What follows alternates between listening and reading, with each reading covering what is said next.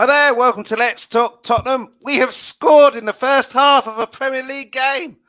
I never thought we'd see the day. Very entertaining game v Leeds to end the kind of first half, not exactly halfway, but the first half of the season before the World Cup, sitting in fourth, knockout stage of the Champions League. But they're still top. I'm quite worried about them, But long way to go. Two great guests with me. Rez, how you doing? I'm all right, Chris. Thanks for having me. No problem. Thanks so much for coming on. And Hass, how you doing, buddy? Very good, thank you, Chris. All well for being here today. Thank you. No problem. Mark Swift in the chat, doing my job for me. Hit that like and sub. Big up all. Enoch out. Thanks so much for the comment and for watching. Hit that like, hit that subscribe. Really helps the channel. Hit the notification bell. These two guys have channels as well. It's in the description, the links, and they'll let you know at the end where you can find them. You'll have to excuse me on this one. I'm a bit rusty. I'm not used to having a win and a first half goal to talk about, so I'm not really sure how to start it. But I guess we'll go with this. We attack, we can see goals, but we score. I wasn't at the game. I was following it on BBC. It sounded like a mad game. Watched Match of the Day. I mean, it is Leeds who famously give away goals anyway, but we'll talk about the defence a bit later on, which was, if I say horrendous, I think I'm being a bit kind there. But going forward, Rez, Emerson Royal's miss in the first half was obviously terrible, but capped a really good free-flowing move, which first touch passing that we haven't seen for a long, long while. And when we attack, we play quick passing, match for anybody, and we create chances. Do you think Conte let the handbrake off on that one, or the players decided to take the handbrake off, or what do you think happened there? And what did you think of the game as overall as well? And big up to Mark Cousins in the chat as well. I don't believe that Conte is telling them not to do that. I think he is trying to get them to do that, because we see a bit more of it in the second half of games. I just think that there's just something in the heads of some of these players where they just sort of seem to just stop. And some of them, when they go beyond a certain point, they seem to be worried about nosebleeds for being too high up the pitch. That was the thing. That was what we saw against Leeds, was good free-flowing football at times, where it was. I mean, I've been banging on about it all season, saying, play first-time balls, right? Stop trapping the ball, doing your nails, sorting your social calendar out before picking out a pass, right? Just pass the fucking ball. Okay, that did leave us a little vulnerable up top, and this is where the weakness in Spurs' current squad was really shown up, in that our defense is, to put it bluntly, piss poor. Okay, we'll be talking about the defense in depth later on. I mean, look, Eric Dyer should never wear a Spurs shirt again. I said that about Emerson Royal, even though I did argue quite vociferously on Saturday for the fact that Emerson Royal actually played okay on Saturday. But that is I can't sit around waiting for him to replicate that on a regular basis. We need a decent right wing back right now. So we need upgrades across the whole of the back line. Perisic has not delivered yet. No. Whether he will is a question mark because of his age, right? It might just be that he's peaked. It can happen. And we have a lot of people as well saying the Premier League's too quick for him. Italy suits him, a lot slower game. Certainly at his age. And I mean, if we sort of somehow managed to snag him, let's say 6 years ago, where he would have been at his peak, then I think he probably would have adapted. But perhaps, I'm not saying it is the case, perhaps at this age, it's just probably a step too far. He's still got some good abilities. That's not to say he's shit, but, it would be good to have someone who isn't Ryan Sessegnon to potentially pick out the left wing as well, right? Unfortunately, that someone's still in Italy, Rez. Yeah. We all know who that is. Yeah. So our entire back line needs a refresh. I have no worries about our midfield, our central midfield. I have no worries outside of a little bit of depth when it comes to the attack. I don't see a pressing need for a creative midfielder. We need to sort that back line out, including the goalkeeper, I will also say. Yeah. Right? I mean, it's a lot of money in it, which ain't going to happen in January, but something needs to happen in January in that area, I think. You can make a start, Yeah. I'm pleased with the fact that we've got Clement Longley. I think given a couple of other better defenders around him, he will show what he's capable of. But those defenders are not Eric Dyer. Those defenders are not Davinson Sanchez. Even though, again, Sanchez contributed on Saturday. Overall, the game was mental. It was mental. Let me put it another way for you, Haas. Most entertaining game of our season so far. And I read a stat today. We've got the most amount of points in the Premier League this season coming from behind, which is obviously good in the sense that we're never beaten. But it obviously shows in a lot of games we lose. We concede the first goal, which obviously isn't good. So it means you can put a negative or a positive spin on it, and there's both sides. But yeah, most entertaining game of our season. And what did you make of the game? Depends what you mean by entertaining. Honestly, if you're a neutral, I'd say. I mean, if I was there, my voice would be gone by now. Look, as a neutral, obviously it was a back and forth game. We just kept them coming back. Obviously we've got the results at the end, and obviously as a neutral, it's going to be an entertaining game. But as a fan, watching Tottenham week in, week out, it's not good for your health. You're wondering, are we going to get back into the game? We're going to get a goal. Defense is shocking at the moment, but it probably was one of the most entertaining. The Bournemouth game, second half, I thought we come back superbly. That was another game that you can add to that list as well.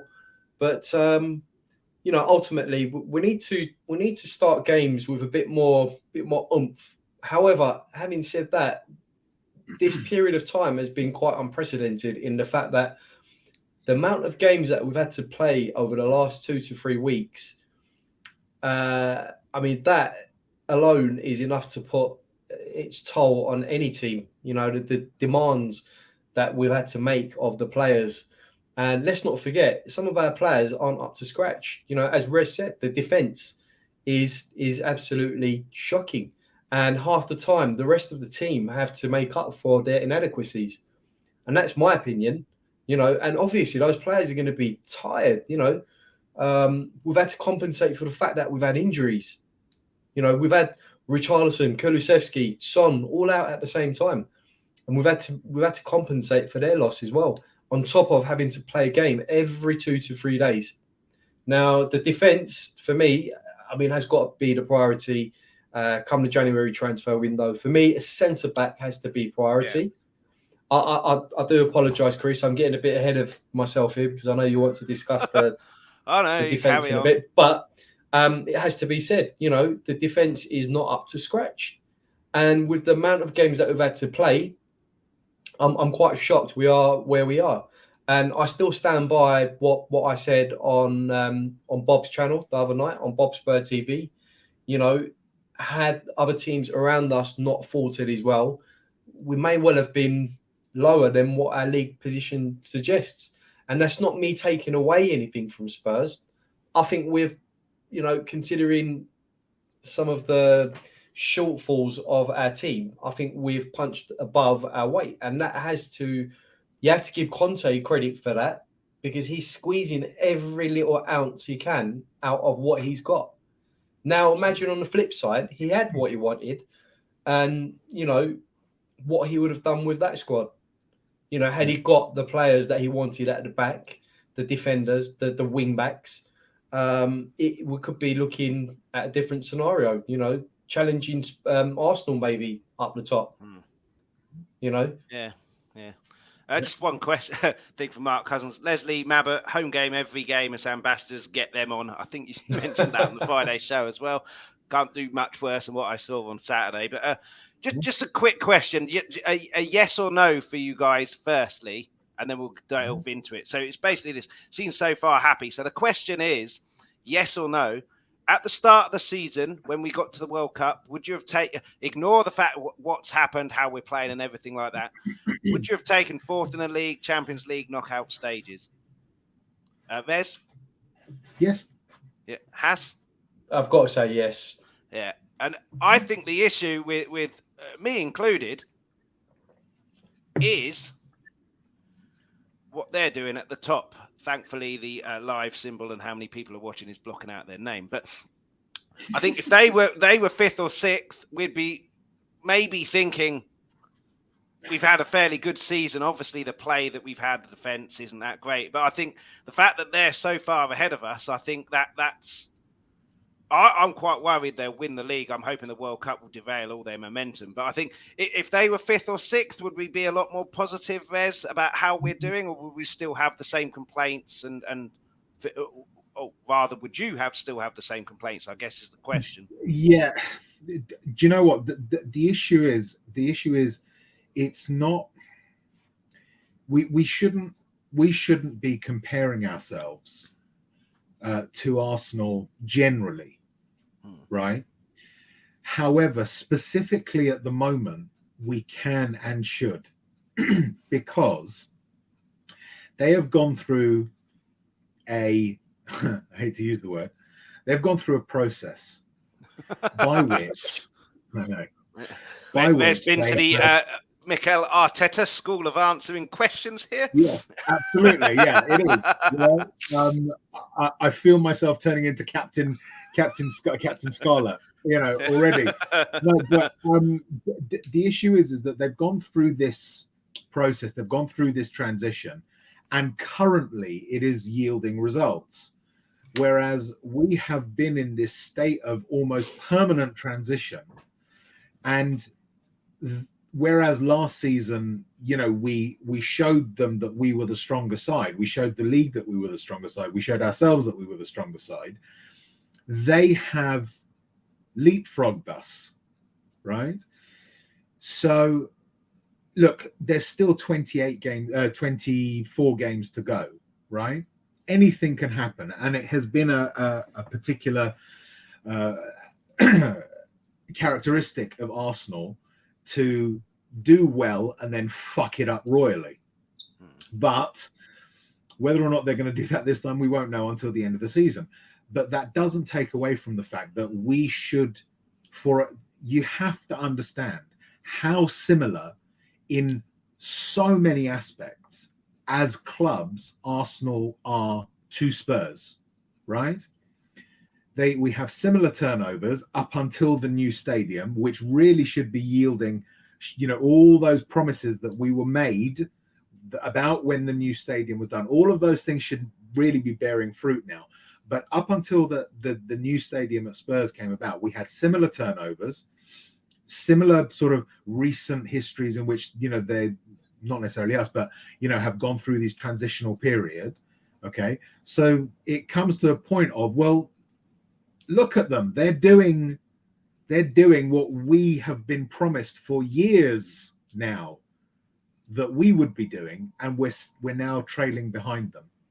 And it's shades of Poch where, we were on the verge of doing it and we just didn't take that final step that was needed to be taken, where we could have won something significant.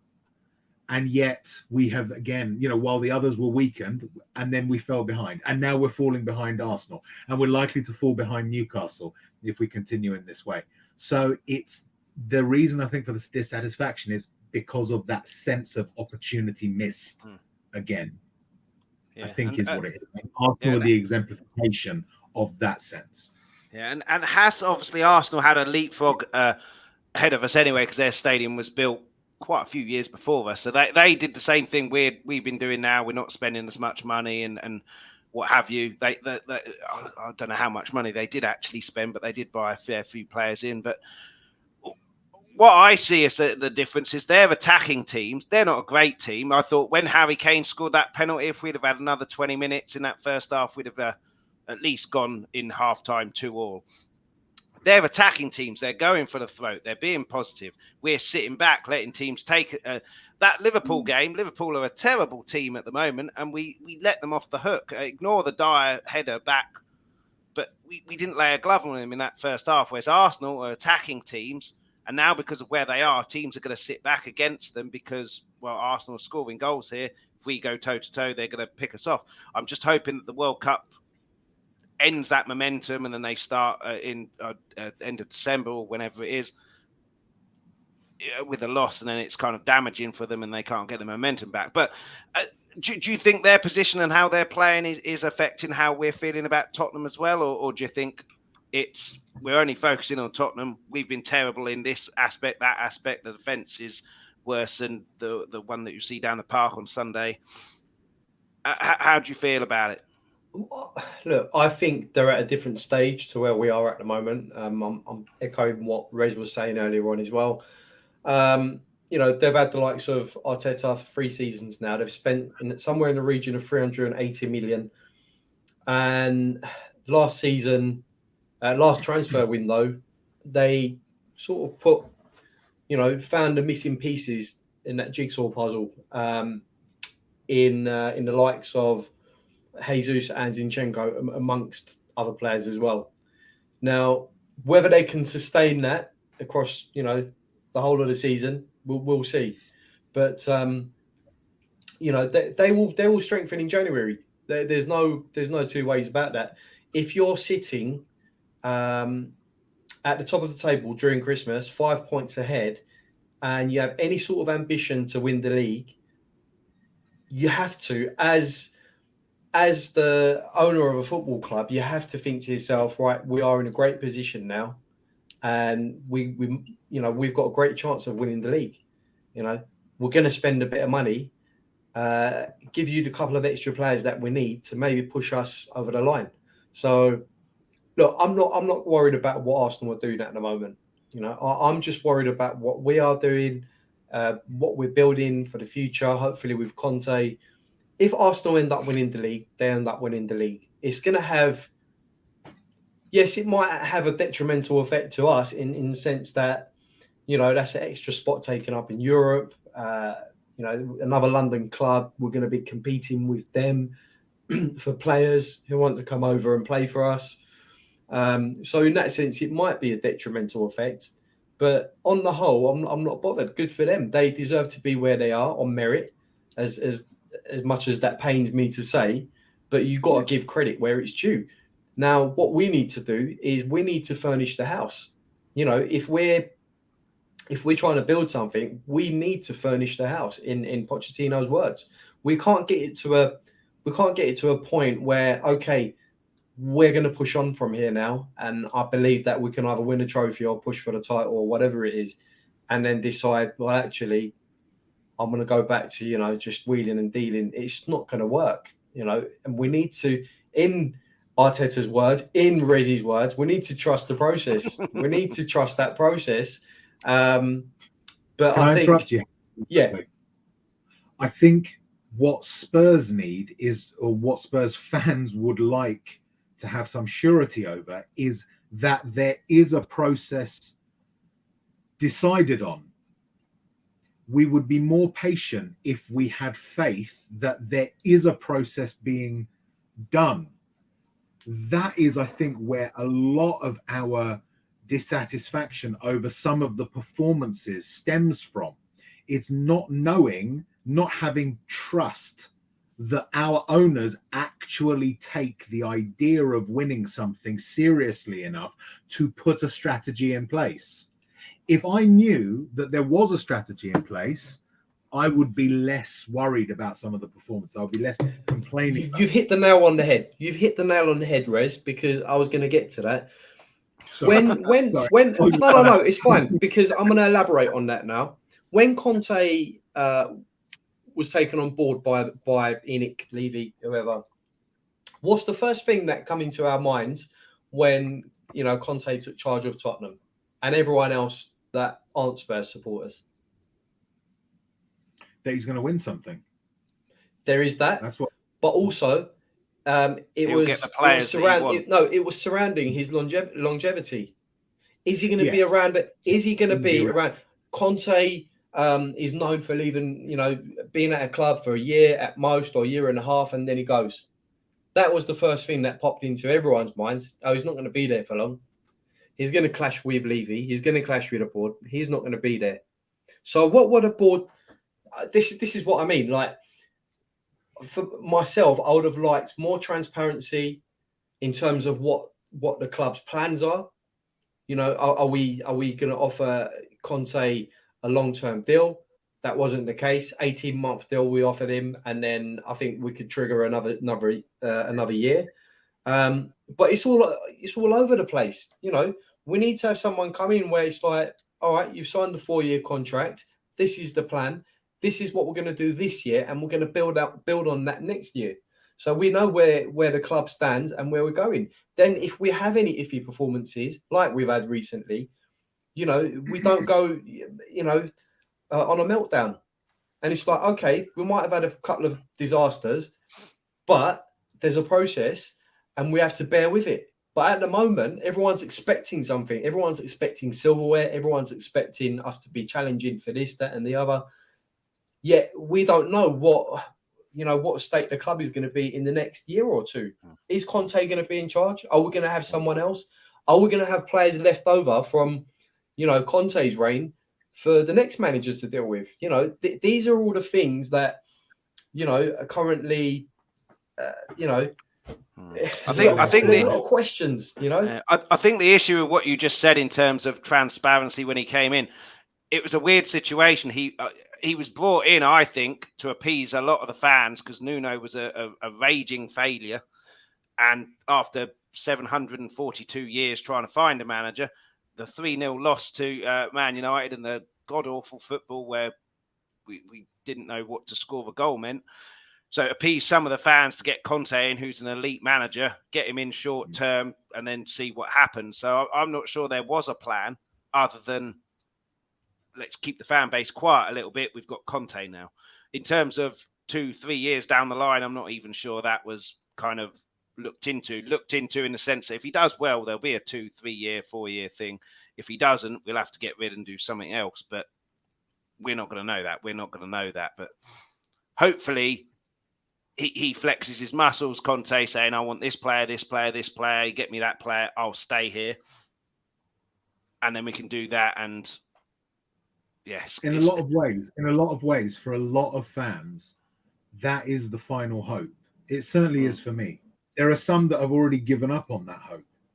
Well, if Conte can't do it, I don't think there's any hope for anybody being able to convince Levy to. But like you said, Bez, about I was at the Guns N' Roses gig, absolutely packed. I was told the NFL game, not the ones that have just happened, but a few years ago or whatever, drew £1 million just from beer sales. Yeah. So there should be money coming in. We've had a boxing match. I think we've got a Tyson Fury one. We had Lady Gaga. The Guns N' Roses was 2 nights. There's a load of other things as well. So there's got to be money coming in from somewhere, but hopefully Conte can prize that out from him. But again, it remains to be seen because we don't know.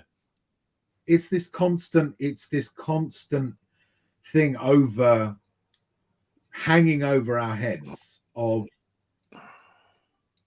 again, we're in the top 10, right? I think it's the 10th. Some say 10th, some say 8th in terms of value of club. Now, the issue here, right, is that the argument that people say is that, yeah, that's just the valuation. That doesn't necessarily mean you've got, the money coming in. Actually, it does. Because although, let's say, for instance, Daniel Levy wanted to sell the club, right?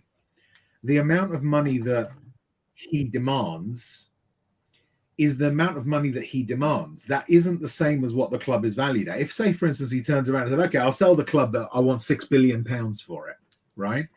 That is how much he wants for the club. That's not how much the club is valued at. The valuations that the likes of Deloitte will produce will be valuation based on brand recognition, turnover, profit, asset value, capital investment, all of these things, they will be done not based on what the owners think it is worth, but what it is worth in comparison to everyone else and in comparison to market forces. So when we're the 10th most valuable club in the world, that means that we should be operating in terms of the football as the 10th most valuable club in the world. I don't see us operating like that, and I don't see us ever having operated like that under Enoch. No. So now is the time, and we've certainly been in the top 20 for a while, right? So the point here is, why are we different? Why is it that Arsenal can go out, will go out and spend £380 million and Tottenham won't? Yeah. Well, it remains to be seen. It might. Yeah, of course. I'm convinced some of the signings that we got in the summer were Conte signings. Not all of them. I think Richarlison was. Yeah, not all of them. But I mean, that's certainly a bit of an improvement when you hear the stories of previous managers saying, I wanted this player. I wanted a left back. Here's Darren Bent for you. So, yeah, it remains in January, I think, to see what happens there. But let's move on. We'll do a kind of mid-season review and talk about the league game as well. But for the player of the season, I think it's largely because Kulusevski's been injured. But for me, certainly recently, this guy on the left, Bentancur has been absolutely superb. 5 goals in... I think he scored 5 goals this season. That's more goals than he managed in his last 250 or 60 appearances. But he's never scored 5 goals in the season. Yeah, we'll start with you this time, Has. Player of the season so far for you, and a word on Bentancur if he's not your player. No, I totally agree for this season. Even Pierre-Emile Højbjerg, he's up there as well. He's had a relatively good season as well. But for me, Bentancur has been phenomenal this season. He's really stepped up to the plate. I don't know whether it's it's the whole World Cup thing. He wants to sort of be playing in that team. His spot's not under any danger. Let's be honest, in the Uruguay team. But look. For us, he's been absolutely amazing. His last-minute goals, Bournemouth, and now the other day Leeds as well. And he got one in the Champions League. I can't remember. And in the Champions League as well, Sporting or both. But absolutely, and he's becoming a well-rounded sort of midfielder. I watched him a few times at Juventus, Chris, and he seemed a little bit underwhelming playing at Juventus. But then again. They've got big egos there. They had Ronaldo there at the time, certain other players as well. But here he seems to have sort of flourished and, really seems to be plying his trade in a superb manner now. And long may that continue. For me, he has to be up there, not just for Spurs, but also probably one of the best midfielders in the league at the moment. Top 5, certainly. Obviously, when you've got the likes of De Bruyne in the league as well, he's always going to be in the conversation. But for me, he's been a vital player for us. And, if he was to go out injured, he would be one of the most missed players, should I say, as opposed to someone like Richarlison being injured. We can cope with that to an extent. But the engine room is what's most important at the moment. And does Conte really trust anyone else in the centre? I don't really think so. We've got the likes of Bissouma, who's starting to show signs of the player that we bought from Brighton. Yeah. But, then you've got the likes of Sarr and Skip, who, for me, I personally think Conte doesn't seem to trust fully at the moment. Otherwise, they would have had a lot more opportunities this season. Well, Skip's an interesting one. He's been injured getting back to fitness, but he's not getting the game time. So his fitness isn't really going to get up, is it? You need to kind of play 4 or 5 games in a row. But if your fitness isn't there, you can't really afford to take passengers. And that's the thing with a Conte team. Yeah. With a Conte team, you have to be fully fit, concentrating for 90 plus minutes. And, your fitness levels have to be through the roof. And quite clearly, they worked on that during pre-season. Yeah. But and you know, they would have known the amount of games we were going to have to play first half of the season. So, you know. Yeah. By the time Conte trusts a player, the season's nearly over. But yeah, Vez, for you, Bentancur player of the season, and has also mentioned it. Højbjerg, unsung hero. He's added goals to his game as well. I think the two of them created a good partnership last year. Bentancur seems to have been dragging us through. One more comment. Romero hardly ever plays royally scared shitless to even touch the ball. Yeah. We'll talk about the defence a bit later on. But yeah, Bentancur player of the season for you. And Kulu has said he's one of the most underrated players or midfielders or players. I can't remember if he used midfielders or players in the world. But yeah, he's been superb for us. And thank God we've had him while they've been out injured, because God knows where we'd be if we didn't have him. He's missing for the Brentford game, by the way. Sorry, I might just add. He picked up a yellow. Yeah. So Bentancur, yeah. Obviously, it's all ifs and maybes, but I reckon he probably wouldn't have been my pick if Kulu had remained fit. Yeah, I think Kulu in that game against what's it called? Against Leeds was a magician. Yeah. He was just, for a player who, in terms of pace, is not. That was his criticism, was it? And then the last goal, he skipped past the fellow. Terrible defending, but we can. Let's not forget, Rez. Pace isn't everything. A lot of good players who have pace rely on their pace. Yeah. Players like, I would rather have someone who relies on balance and agility, which is what Kulusevski has. Yeah, no, I know. I'm just saying. I know it's not a criticism at all. But I'm just saying, you know, for what he lacks in pace, his balance and agility is absolutely allows him to pull off the things that he does. And his footballing brain as well, because a lot of players would have gone for goal on that last goal. But he saw Bentancur there, laid it on a plate for him, get the win, 3 points. I don't know if you saw on the last goal. Sorry, Rez. Sorry, I'm cutting you out. I just wanted to get this in. On the last goal, Emerson picks up the ball. You can quite clearly see him pointing at Emerson. I saw that. Pass the ball to Kane. I'm going to make the run. Passes the ball to Kane, plays a 1-2 with Kane, and he runs into the box. I mean, that was around 3 passes before he took the touch. Yeah. Shows you what sort of footballing brain he has. I saw that on Twitter as well. And the whole criticism in his pace is a lot of Spurs fans were saying that, but Teddy Sheringham never had pace. Unbelievable player. Essentially, what you've done is what I did to you earlier. It's 1-1, yeah. I would have said Kulusevski because, again, he showed in the Leeds game. He's just come back from injury. Bear in mind, and he made a difference within about 2 minutes against Liverpool, didn't he? After being injured, exactly. So I'm thinking, I would. If I was to extrapolate, I probably would have said I reckon Kulu would have done certainly more eye-catching performances than Bentancur, but that doesn't necessarily make that player, you know, a better player, if you like. It's just different. In the absence of Kulusevski, Bentancur has been head and shoulders above everyone else. It's probably fair to say. You know, weirdly, you said Højbjerg was the unsung hero. I'm actually going to say that I think Kane has probably been the unsung hero because he's got, I think it's 12 goals in 15 games, which is a great return.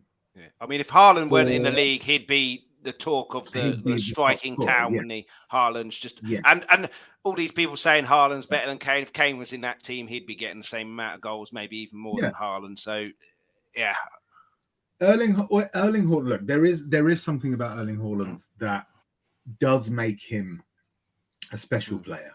Okay, you've got to bear in mind during his Dortmund tenure, his goal return was as impressive as his goal return so far for Man City. Hmm. In Man City, he has the perfect place to score a hatful of goals. Okay. And it does show you just how shit Gabriel Jesus actually is, right? I don't fucking rate the guy at all. The only thing I rate Gabriel Jesus on is his ability to look like his dog has just been shot, right? With that expression on his face. He always looks like he's on the verge of tears. It's the right? eyebrows. That's the only thing he's doing. That's because of the shirt he's forced to wear, but he signed a contract. Don't fault. Yeah, but the thing you've got to bear in mind, I mean, if Kane was in that Man City side, he would be getting a similar goal return to Erling Haaland, because that what he's had with Spurs for the last 2 and a bit seasons is that he's had responsibility for also creating. Whereas if he was in that Man City side, the only thing that Guardiola would need to say to him is just score goals. Just score goals. I will set up a situation where you will have opportunity after opportunity after opportunity. You take that away from Kane, that's half his job that he does for Spurs. He would be scoring similar to Haaland, right? But Haaland, there is something. But what makes Haaland special is also what makes Kane special, right? The difference is that Haaland doesn't have, or hasn't demonstrated that he has the ability to create in the same way that Kane does. But Kane has been an unsung hero for us because he's not done it spectacularly this season. He's just almost said, right, I'm just going to score. I'll just score. It's no big deal. I'll score, right? And that's what he's been doing for us.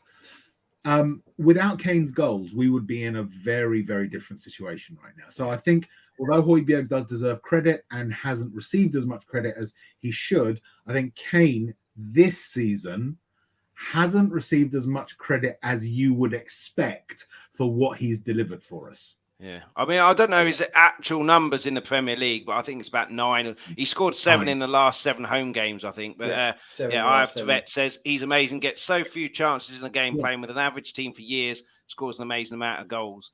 Absolutely. And can I just say on that, Chris? Sorry, Kane this season has been the only forward who's been injury-free so far.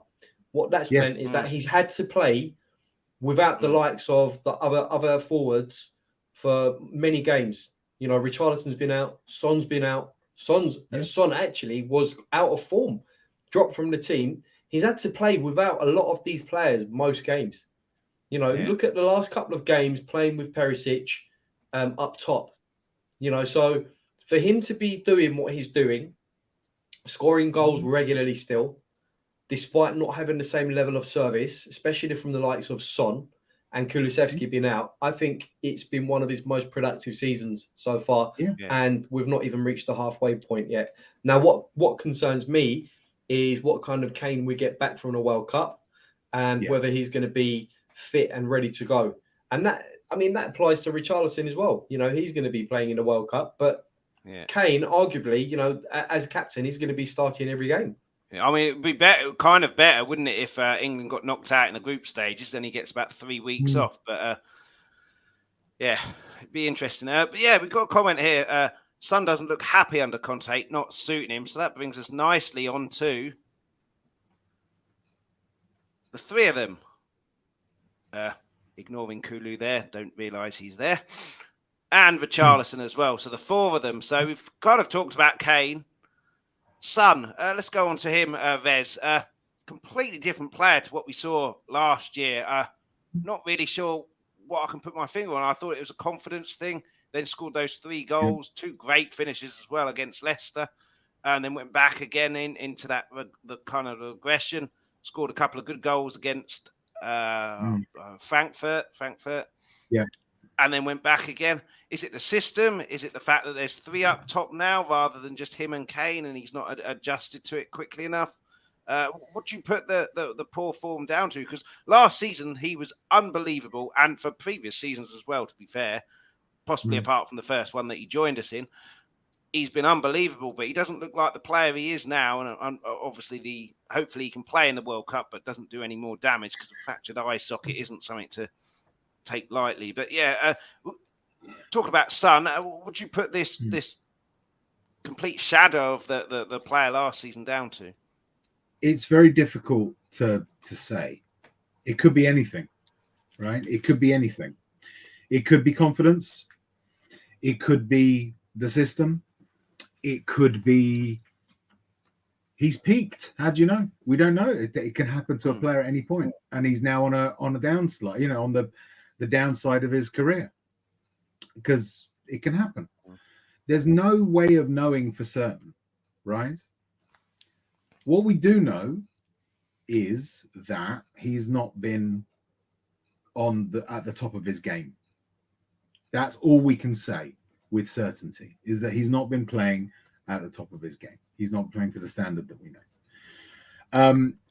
I am loath to put it down to a specific reason, because I just generally don't have all the information that's needed to make that determination. A lot of people will turn around and say he's shit. That's quite clearly not the case. Some people will say he's old. Again, there have been players who've played older than him. For every potential argument to explain it, there's a counter argument as well.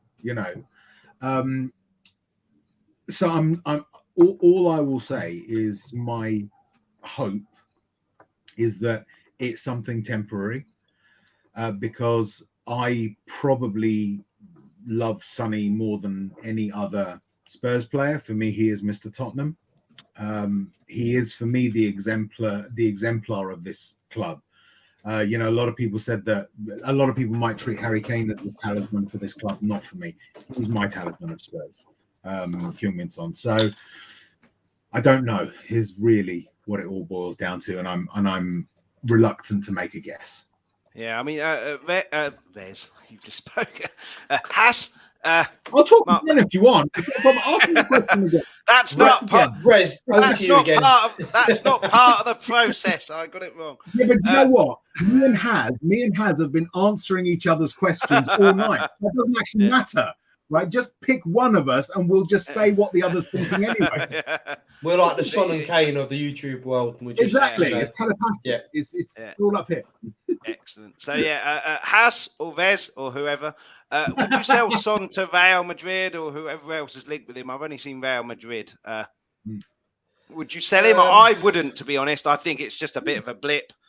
He's still a wonderful, wonderful player. He's obviously got that telepathic link with Kane, and what we have when he plays is a bit of pace up front. Whether he's playing well or not, we have that pace up front, and the opposition have to think they've got someone who can run in behind here if the ball goes over the top. So for me, I wouldn't sell him. But Has, would you sell him? And what do you put this down to? This poor form, or is it just that all strikers have bad form? I mean, I'll drive him up to Real Madrid tomorrow, Chris. No, I'm joking. I'm joking. I wouldn't. Look, you were very convincing when you said that, though. I thought you were being serious. That was the whole aim of it. So actually, I was being honest. I would drive him up there. I would sell him. And here's my reasons. I am joking again. No. Did I get it for the second time, or did I not manage it? Did. Oh, I did. Not at the start, but then when you went on, I thought, oh, hang on. Look, I have to agree with Rez. For me, he's not only Mr. Tottenham, but he's an exemplary footballer. He's how I think every footballer should be, how every footballer should conduct themselves. And he's the sort of player that makes you proud that he's in your team. And there's not too many of those players about. No. And all of the hate that comes towards Son are because of those facts, that he is simply one of the most amazing human beings on planet Earth. Okay? I'm not just saying that. When we signed him, I didn't imagine that we would be acquiring someone of his, ability and character. Everything's just so perfect. For me, it's a hard no to Real Madrid. Honestly, we should do everything we can to keep this guy at the club. And I would love to see him finish his career at Spurs. I don't think he wants to leave I don't think he does. Unless we get like relegated or something like that, and then someone comes in who can offer him for Champions League football. I don't think he wants to leave. He signed that contract. I think he will end his career. And here's the thing as well. there's a lot of talk here, there, and everywhere. You know, Real Madrid, Real Madrid. You know, Real Madrid have the likes of Vinicius, have the likes of Rodrigo, have the likes of many other players. For me, if he ended up saying to the board, look, I want to go to Madrid, it would only be based on I've always wanted to play for them, not because I'm going to get game time week in, week out. Yeah. You know, put it this way: if I'm Son, why am I? And you know, I've had no affiliation to Spurs before, let's say, and I'm Son, and I've been there for the past, 8, 9, whatever, 10 years. Why am I going to leave? You know, the fans love me. I play every game. I've had a successful career there, albeit with no trophies. But, the environment that he's in at the moment, why would you want to leave that environment?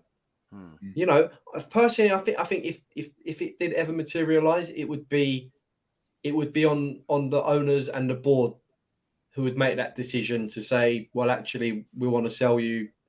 So, I don't actually think he himself would want to go.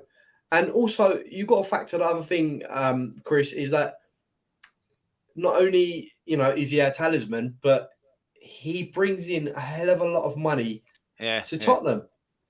All you've got to do is look at the pre-season. He sold out. And that was just on Son. The fact that the stadiums were sold out. People just were in coming career to see alone. Son. Just People in career come alone, from Korea to Tottenham Hotspur Stadium to see Son. Well, that pre-season tour, just in Korea, the amount of shirts that we sold, I think was ridiculous amount of number. I would just caveat that ever so slightly. We should be aware that the amount of money that an individual player will generate for a club is not that much. Yeah, they do generate money, and Sonny does generate for a player. He does generate a lot as a player, but it's not that much when it comes to shirt sales and merchandise. In the great scheme of things, no player does, right? The sort of day that people do the whole, well, what about when Beckham went to Real Madrid? That really was just an isolated incident with that one, right? Or people say, well, what about Ronaldo to Juventus? Ronaldo actually ended up costing Juventus money. They don't generate that much money. They do generate some, but not that much, right? So we should be wary of that. For me, Sonny's contribution to the club is purely on the pitch, is the only thing that I think is worth talking about, right? The South Korean tour notwithstanding, because, you're right. They did come to watch him play, right? Absolutely. But it's not a huge amount of money that they generate. I mean, surely that's enough. And I know I don't want to go on about how much money he generates any longer, but surely that's enough to pay the wage of 2 or 3, maybe 4 fringe players. And if that's the case, then brilliant. Yeah, I mean, you could argue that, but then obviously at the same time you've got the player's wages himself to consider. Absolutely. But look, I think we can. But I'm just. This is not about Son specifically. It's about there is a narrative within football fans, sort of heads, that if you get a big player, he'll pay his own wages. No, he really won't. People say, with the shirt sales alone will cover the transfer fee. No, it really won't. Right? For a £70 shirt, this is what's going to shock people. So let's say you buy a Spurs shirt for £75, the club will get about £4 of that. That's about the level that you're getting, right? The rest of it will be the cost of manufacture, and the profit goes to Nike, right? £4 to £5 from every £75 then will go to the club. So, I mean, think about it. If you wanted, let's say you buy a player for £50 million, you'd have to sell 10 million shirts. Spurs sell around 250,000 a season. Right, so small. £5 ago, that's £1.25 million compared to £330 million turnover, which is what Spurs used to have. It's a drop in the ocean. It really is. Yeah, back to a couple of comments. I can't remember where they are now. There's been a lot that come in. Thanks everyone for watching and adding the comments. Hit the like, hit the subscribe. Really helps the channel. But yeah, I have Tourette saying that if Kane leaves, Son won't stay. We won't know about that until that happens. And Kane, when he breaks Greaves' record off to Munich, I don't think that will happen. I think he wants to break Shearer's record to stay in the Premier League. Who? No idea who can afford him. Yeah. But yeah, and he also said as well that Richarlison hasn't worked out. So yeah, Richarlison, he's obviously kind of a fringe kind of player. Kulusevski has started the season before the injury, obviously, and then when he did get injured, Richarlison was injured at the same time, so we didn't get the benefit of trying to nick his spot back. So Kane, Son, Kulu is the front three, and Richarlison's kind of back up to that. But he does put himself about a bit, and he did make differences when he came on, certainly against Chelsea. How do you think he's started this season? Obviously, the injury was a bad one, and we could have really done with him there. But yeah, how do you think he's settled into the team? And do you think it's going to be a good signing? I think we need to be a bit patient with Richarlison. I do think we paid over the odds for him. I would have probably said half of what we paid would have been a good evening to Bobby K, by the way. Bobby K, how you doing, Bobby? And also everyone else in the Bobby. chat. Brilliant. There you go, Bob. Nice to see you. Now piss off. Hit the like first. Big love to hit the like first, though, Bob. Before you big love. Look, I would have probably valued him somewhere between 30 to 35 million. Yeah. I think 60 million was way over the odds. But that's the going rate in the Premier League these days, you know, to acquire someone who arguably is the best player at that club. And they don't come cheap. But look, we need to be patient with Richarlison. For me, he has been a bit underwhelming. The best game he probably had was when he scored 2 against Marseille. And, you know, we've got to bear in mind that he's playing out of position most games. Yeah. His more natural position is as a centre forward through the middle is probably what I would say is his best position. And having to come in off the wings and build up play from the midfield is just not sort of his style. So, you know, there's a lot of people at the moment who are a bit disgruntled with Richarlison compared to what they were like beginning of the season, where they were like, you know, I didn't like him, but he's our shit house now. But you know, look, for the time being, he's got to work his way back up into the team, into the reckoning again. And you know, if Sonny's firing, if Kane is firing, Kulusevski, I'm not going to mention because he's just different gravy. But you know, if those three are firing, he's not going to get into that team just like that. He's going to need to work himself in. And at the moment, I can see him coming in, you know, second half, last 15, 20 minutes. And this is what we needed before, Chris. We needed players that could come in and give a break to the likes of Kane and Son, you know, last 15, 20 minutes of a game. And, you know, he's going to have to be that man until such time where it's like, we've got to rely on you now. So, you know, for me, 60 million, way over the odds, but we need to give him time purely because of the investment that we've made in him. You know, if we're paying 55 odd million for the likes of Ndombele, who's never played in the league before, then surely we've got to stick by Richarlison and we've got to give him time and we've got to give him support. In terms of whether he's settled into the club, I've got no doubt he's settled into the club. You can see that, you know, he's a very passionate man and he's got a certain presence around the players in the club. So no issues there whatsoever. He just needs to do his talking on the pitch now. Yeah, I have Tourette's here, says he looks so unhappy. He's been in the public limelight for about 10 years. I don't think I've ever seen the guy smile. He always looks unhappy, but that's what you want. But how do you rate him, Vez? He would have covered up for Kane and covered up for Kane. He would have replaced Kane in games and got off the mark in the Premier League if he hadn't have had that injury, I'm sure. A lot of Spurs fans judge him based on his price tag, right? And when this was right from the moment that we were linked to him, right? Everyone was saying he's not worth 60 million. That's But that's like irrelevant. Haas said though. He basically kept Everton in the league. Their best player. They need the money. You want him. You pay our valuation. You If we're pay over our the top, valuation, exactly. If you want in the that same way player, that people were saying Kane for Man City with 150 is too much. So our valuation, he's our best player. You want him, you go pay him. If you listen again, the analogy I always use is if you go into a shop, right, and you want to buy a Mars bar, and the shopkeeper says that'll be £7.50, you've got a choice. You either pay £7.50 and get your Mars bar, or you walk out the shop. There's no that Mars bar isn't worth £7.50. That's not the issue here. I mean, unfortunately, with the rising cost, though, that's probably not far off. Not far off. But the point is that you have to pay. If you want something, you have to pay the price that is set by the vendor.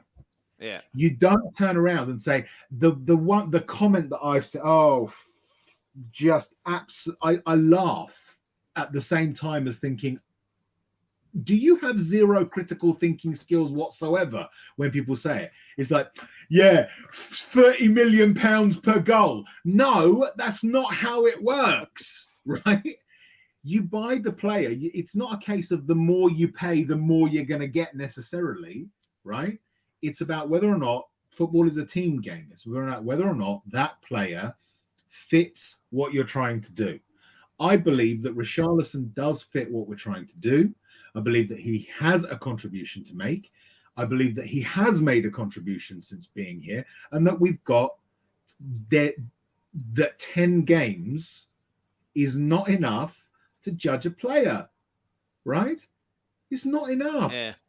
Especially when he's been injured for a large chunk of the games as well, and playing out of position like Haas said and someone else said. And those 10 games include substitute appearances as well, right?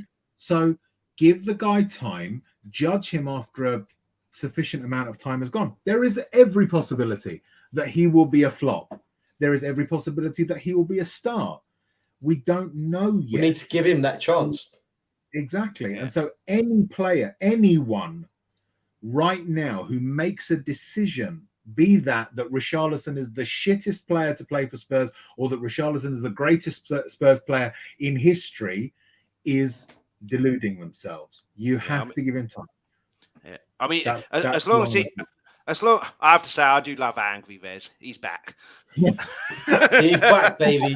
But yeah, as long as he stays fit with Richarlison, he's going to get game time after the World Cup because Kane's going to need a rest. But yeah, love Angry Vez. Been a long time since I've seen Angry Vez, and we'll be talking about the defenders later, so it'll be super Angry Vez. But let's cheer everybody up. The last one of the four, Kulu. Haas, he's the future of Tottenham if we don't sell him and no one tries to pick him off. He's just, you mentioned about the point. Well. Yeah, you mentioned about the point into Emerson for the last goal, 3 passes before he got it, but he's just a star, is he? And he's not playing in the World Cup, so he's going to be fresh. Absolutely. For me, he's magical. And the last person I used that term for was David Ginola. Because David Ginola was magical. Not only his hair, but his feet. But look, for me, he was worth it. Worth every single penny raised. Every single penny. Type of player that gets bums off seats. You know, as soon as he's on the ball, you're up. What's he going to do? And for me, like I mentioned, Ginola was like that as well. You know, for me, Kulusevski is in that sort of mold where he'll pick up the ball, carry it forward, beat his man, get a little ball in here and there. For me, the guy is, you know, we've unearthed another gem, in my opinion. And I'm not actually quite sure if he's still on loan or we've actually bought him. Or Mark Cousins, have we bought him yet? Because... yeah, I think we buy him at the end of the season potentially, but we will buy him. There's no way they're not going to buy him. I mean, if we have first dibs on him, we should hopefully have first dibs on him as part of that. I think it's part of the deal, isn't it? That at some point we have to pay for him. It depends if it's this much if we get Champions League. It's a little bit more if we don't get Champions League. I think I could be wrong. Yeah, But there's no way we're not going to sign him based on what he's done in just under a year, in like 10 just months. Under a season. There's no way we're not going to buy him. And it's not like 80 million either. I think it's about 40 million or something like that. So for a 22-year-old who's doing what he's doing, dirt cheap in this day and age. Well, Daniel Levy would be somewhere painting the walls at the moment with what we've uncovered with Kulusevski, because the lad is 22 years old. We're potentially going to put a bid in of around 40 million or whatever it is, with a potential resale value of close to 80 to 90 million, if not more. So what more could we ask for? In that sense, you've got to ask yourself, has Paratici been a success at Spurs? Well, based off Bentancur and Kulusevski, I would have to say yes at the moment. He's not going to get every player that we go after. I do get that. But he needs to be active at the moment in terms of defensive players, centre-backs, wing-backs. But certainly those two, what he did in that January transfer window to bring those two players where, let's be honest, if the Chelseas of this world caught wind of what they would have turned out like, would have been there like a shot. Even though they've got about 60 right wingers, 60 left wingers, and 70 attacking players, they would have gone for them. No two ways about it, So this is the kind of market that we need to compete in with the big boys, the Cities and the Chelseas. We have to be clever in the market. And I believe that's why, we brought in the likes of Paratici to sort of get us over the line in terms of finding these deals, because we can't compete with Chelsea. No. We can't compete with Manchester City or United in terms of financial muscle. Or Newcastle now. And I'm a big fan. We can compete with Chelsea. We can. In terms of finance? Yes. Because you've got to remember that Chelsea were financed by Abramovich. There is no indication that Todd Bowley is going to continue that, right? Commercially, I would tend to disagree, Rez. Commercially, Chelsea are similar to us. They're a bit higher than us, but they are.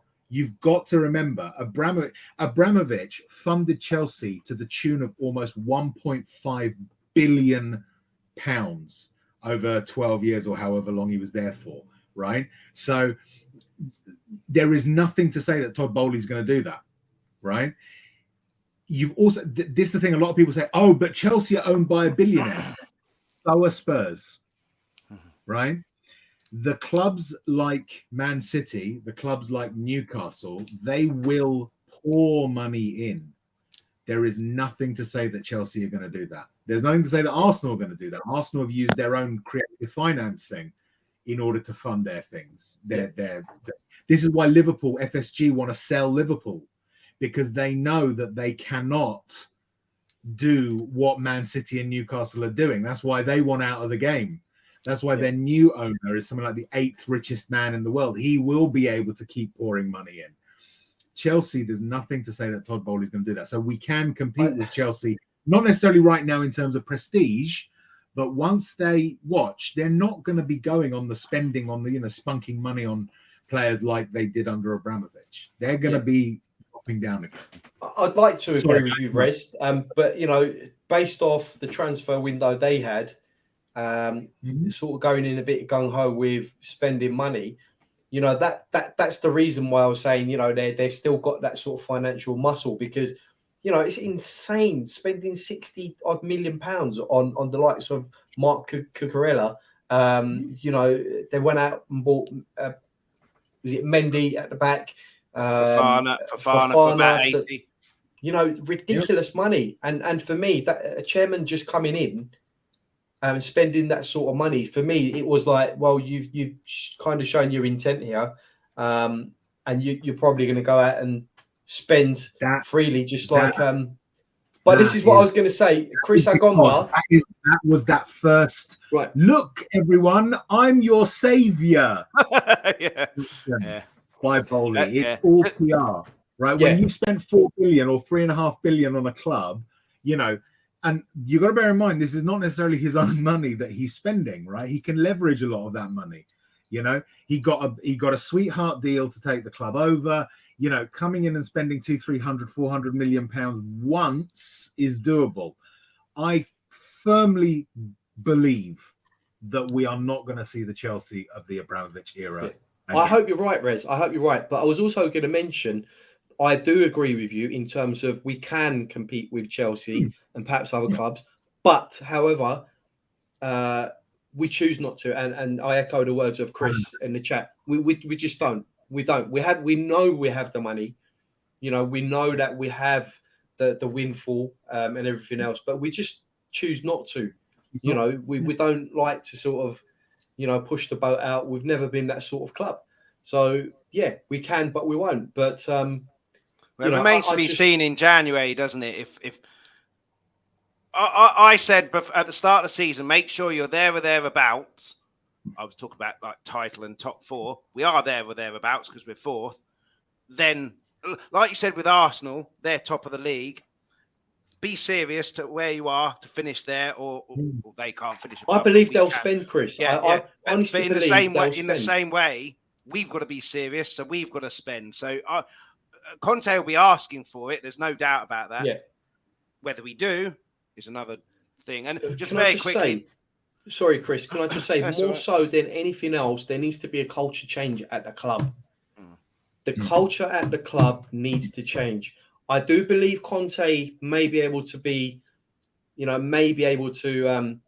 do something about that. He may be the person that might be able to change the culture at the club, but we need to stick with him. If he's able to change, you know, the culture and everything else, the mentality of the club, then we surely need to stick with him, because we could have all the money in the world under ENIC. We could have everything under ENIC, but the culture, you look at the likes of United. Players used to go there because it was like, well, we're going to win. We're going to win. We're going to win stuff. You know, this is what this club is about. It's about winning. And the same thing is happening at Manchester City now. You know, players want to go there. You know, it's business. I'm going to Manchester City because we're going to win shit. You know, this is what we do at this club. Whereas, doing it. You know, we get players coming to Spurs. You know, I don't want to mention the likes of Lo Celso and everyone else, but it's like, yeah, I'm going to Spurs. I'm going to earn some money. I'm not going to win anything. I'm just going there to earn a paycheck after every game. Yeah. And that's not what we need at the club. That's not the type of profile that we need. The profile we need is, right, I'm here to win. If you're not with me, you know, you can fuck off. And when Conte come in, I firmly believe that was the case. And I do hope there's still some dead wood to get rid of out of this club. You know, there certainly is. And I do hope, you know, Conte has something up his sleeve and has some sort of plan to you know, carry on getting rid of the dead driftwood, whatever it is, you know. But, you know, some of these players at this club, as you know, Rez, Chris, you know, they've been at this club since the Poch era, before Poch era. What are they still doing at this club? I think a lot. You know, why are we still offering contracts to these players? You know, I'll wait until after January because, excuse me, because of this World Cup. Because of this World Cup, I think there's going to be a lot of movement from all sorts of clubs because there's going to be fatigue come March. Players are going to get injured. I think January is going to be manic, even more so than any January. And just want to get to this one comment. Alan Harris has responded to Bobby saying, no, what's the question? Do you guys want Ronaldo? No. For me, not a chance, not a chance. No. Too much of a bad influence. He'll have to play up top, and that means Kane has to drop deep, and Kane's better than him. No chance. No. Forget the footballing reasons, right? I don't want that oily, preening tosser anywhere near my club. Anywhere, right? I would seriously consider setting myself on fire to prevent him from coming to Spurs. You heard it here first, YouTube. You heard it here first. Angry Rez. Angry Rez. Angry Rez. I said consider. I won't go through with it. Fuck off.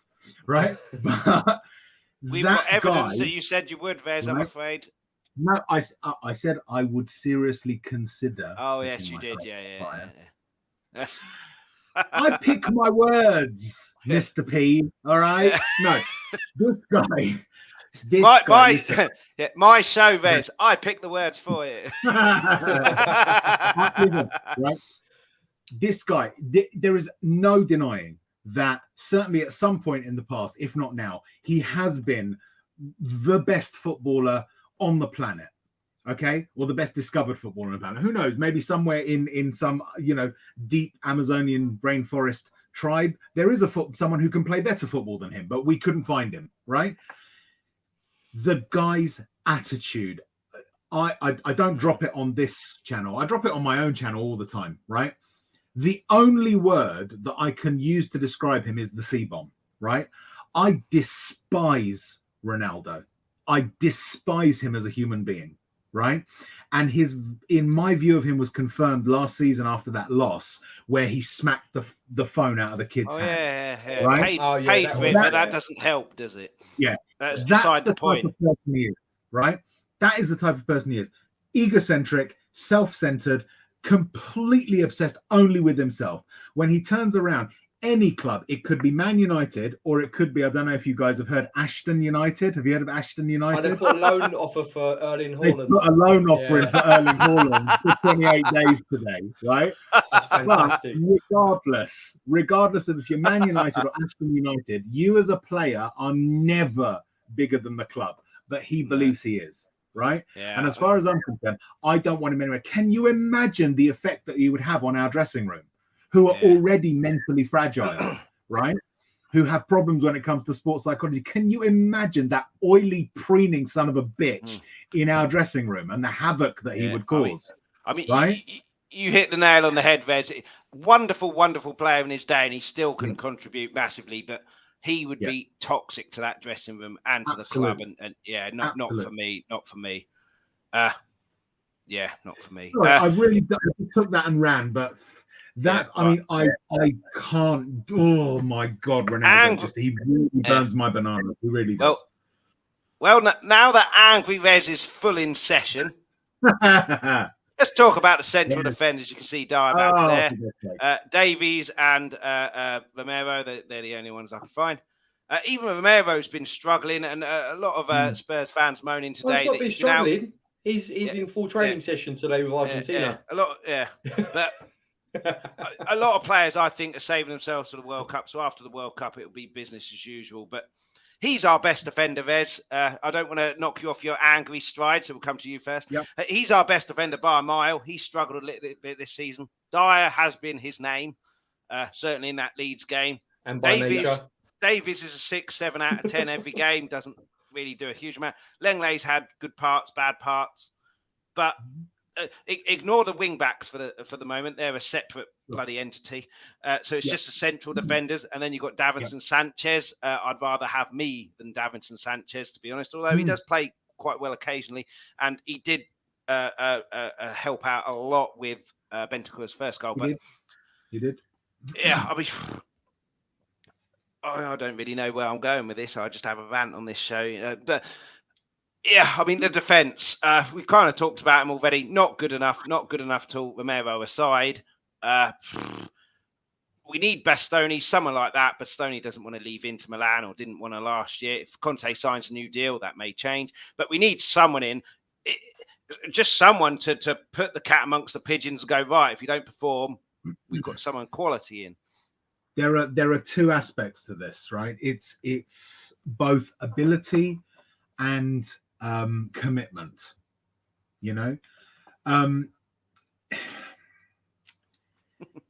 we have Gary Mabbutt was a go, I admit. Absolutely. Look, well, I mean, you've got to look at that type of player. You've got to look at your Gary Mabbutts, you've got to look at your Ledley Kings, and essentially that is the mold that you're looking for. Right? For us, getting Bastoni, let's say, hypothetically, is not enough. Yeah? Because it'd be a good start, though. It'd be a good start. Of course, absolutely. It would be definitely progress, 100%. But it's not enough. Because again, we come back to the problem that we had with our attackers this season. What if one of them gets injured? Okay. At the moment, let's take the three that we all look at: Dyer, Davis, and Sanchez, right? Of those three, only one of them, in my view, has any real claim to being a part of the Tottenham squad, and that's Ben Davis, right? Not as a starter, but as part of a squad as a backup. Again, Ben Davis does a 6 or 7 out of 10 every game, right? He doesn't make monumental errors. Every player makes errors from time to time, okay? That happens. We have to accept that. Romero has made errors. Fucking Bastoni has made errors. Van Dijk makes errors as well, doesn't he? Makes errors. Exactly. There is no such thing as a perfect player, okay, that never makes a mistake.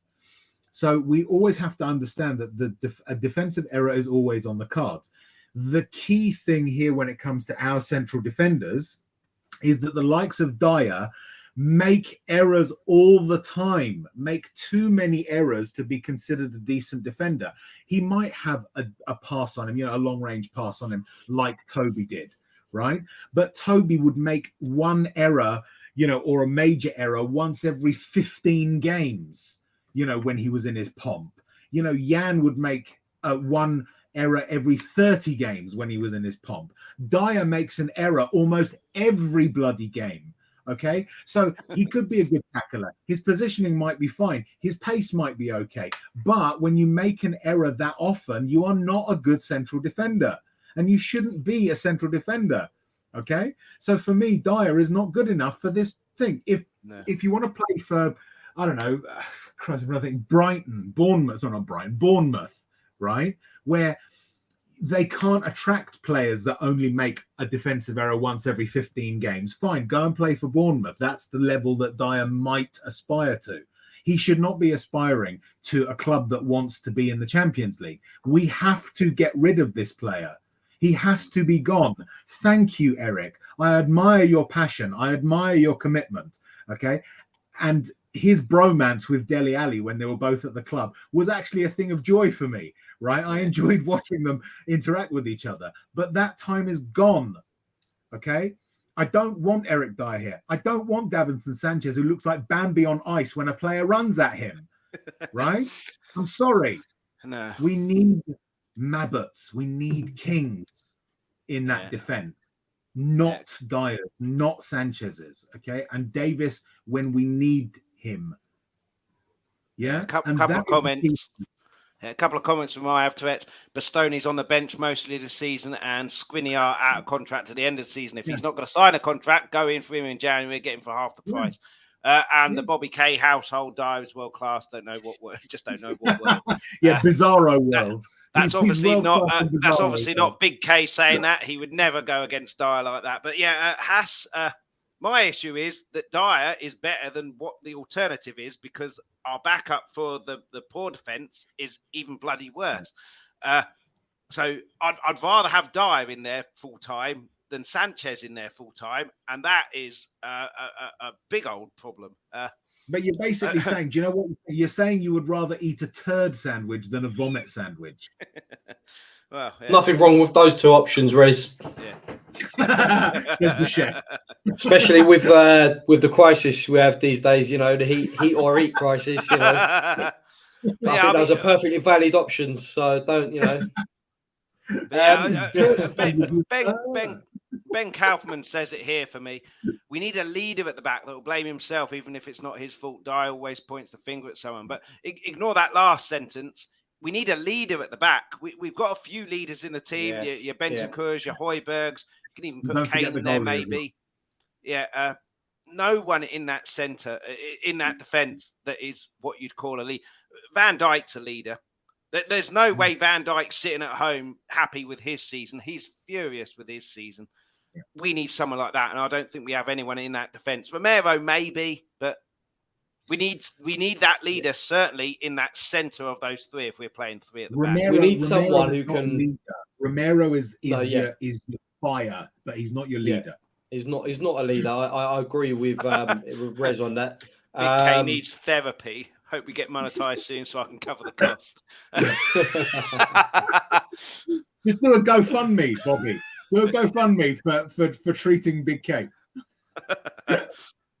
I definitely agree with the fact that we need some sort of leadership at the back. We've got no leadership qualities, no one sort of communicating,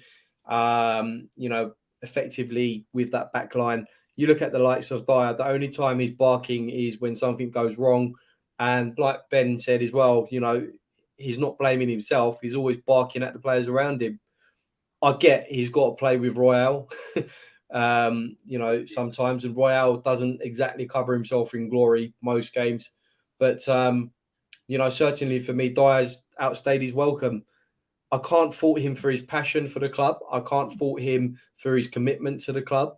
And you can't fault him if he gets picked every week by the manager. That is not on him. That's on the management, and that's on the board for keeping him there. Yeah. One thing I can say is if somehow during the World Cup he has a very good tournament, then I'm sorry to say we're going to keep him. We're going to keep him, and we're going to offer him a new contract.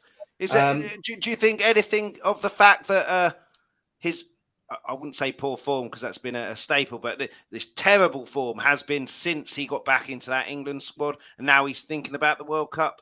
For me, I'm not sure about that. He's not been in terrible form for Eric Dyer. He hasn't been in terrible form for Eric Dyer. He has been Eric Dyer. He has been Eric Dyer. If you look at his mistakes, Chris, his mistakes are basic errors that lead to goal. Concentration errors for me. Yeah, it's basic. His concentration levels are non-existent. For the concentration even for me is more the Leeds goal. Yeah. It's more important concentration than being able to tackle as a defender. You could be a bang average defender, which there are plenty in the Premier League. Yep. That gets the basics right week in, week out. Okay. And you can compensate for having a bang average defender if your attack is good, but a defender who sort of knows how to defend and just do the basics. However, Dyer, the concentration and the fact that he makes basic errors week in, week out, we can't compensate for that some games. We end up having to try and score more than the opposition or try and claw our way back into the game. If you look at, I'll give Arsenal as an example, they're out playing full free-flowing football, attacking. They know that if they lose the ball in the middle of the park, they've got the likes of Saliba and Gabriel, who are absolutely, you've got to say it, they've been absolute monsters this season. Coming up, I've watched many games this season, where players have gone through one-on-one with Saliba and no problem. And this was what it was like when Liverpool won the league with Van Dijk. They weren't scared to be brave and go on the ball and lose the ball in midfield because they knew they had the likes of Van Dijk, who, even against us that season, where it was 2-on-1 with Sissoko, I believe it was, and one other player. It might be Sissoko and Son. 2-on-1, and he took them both on. Yeah? That's the caliber we're talking about. What he did there was brilliant. He blocked off the pass to Son, gambled on letting what's his name have a shot, and it went for. He basically showed him onto his weaker foot, and he blocked off Son. For me, the intelligence he has, as a defender is phenomenal, and we just don't have that. Had we brought in the likes of someone who gets the basics right, who the fundamentals of defending, Conte could do something with that.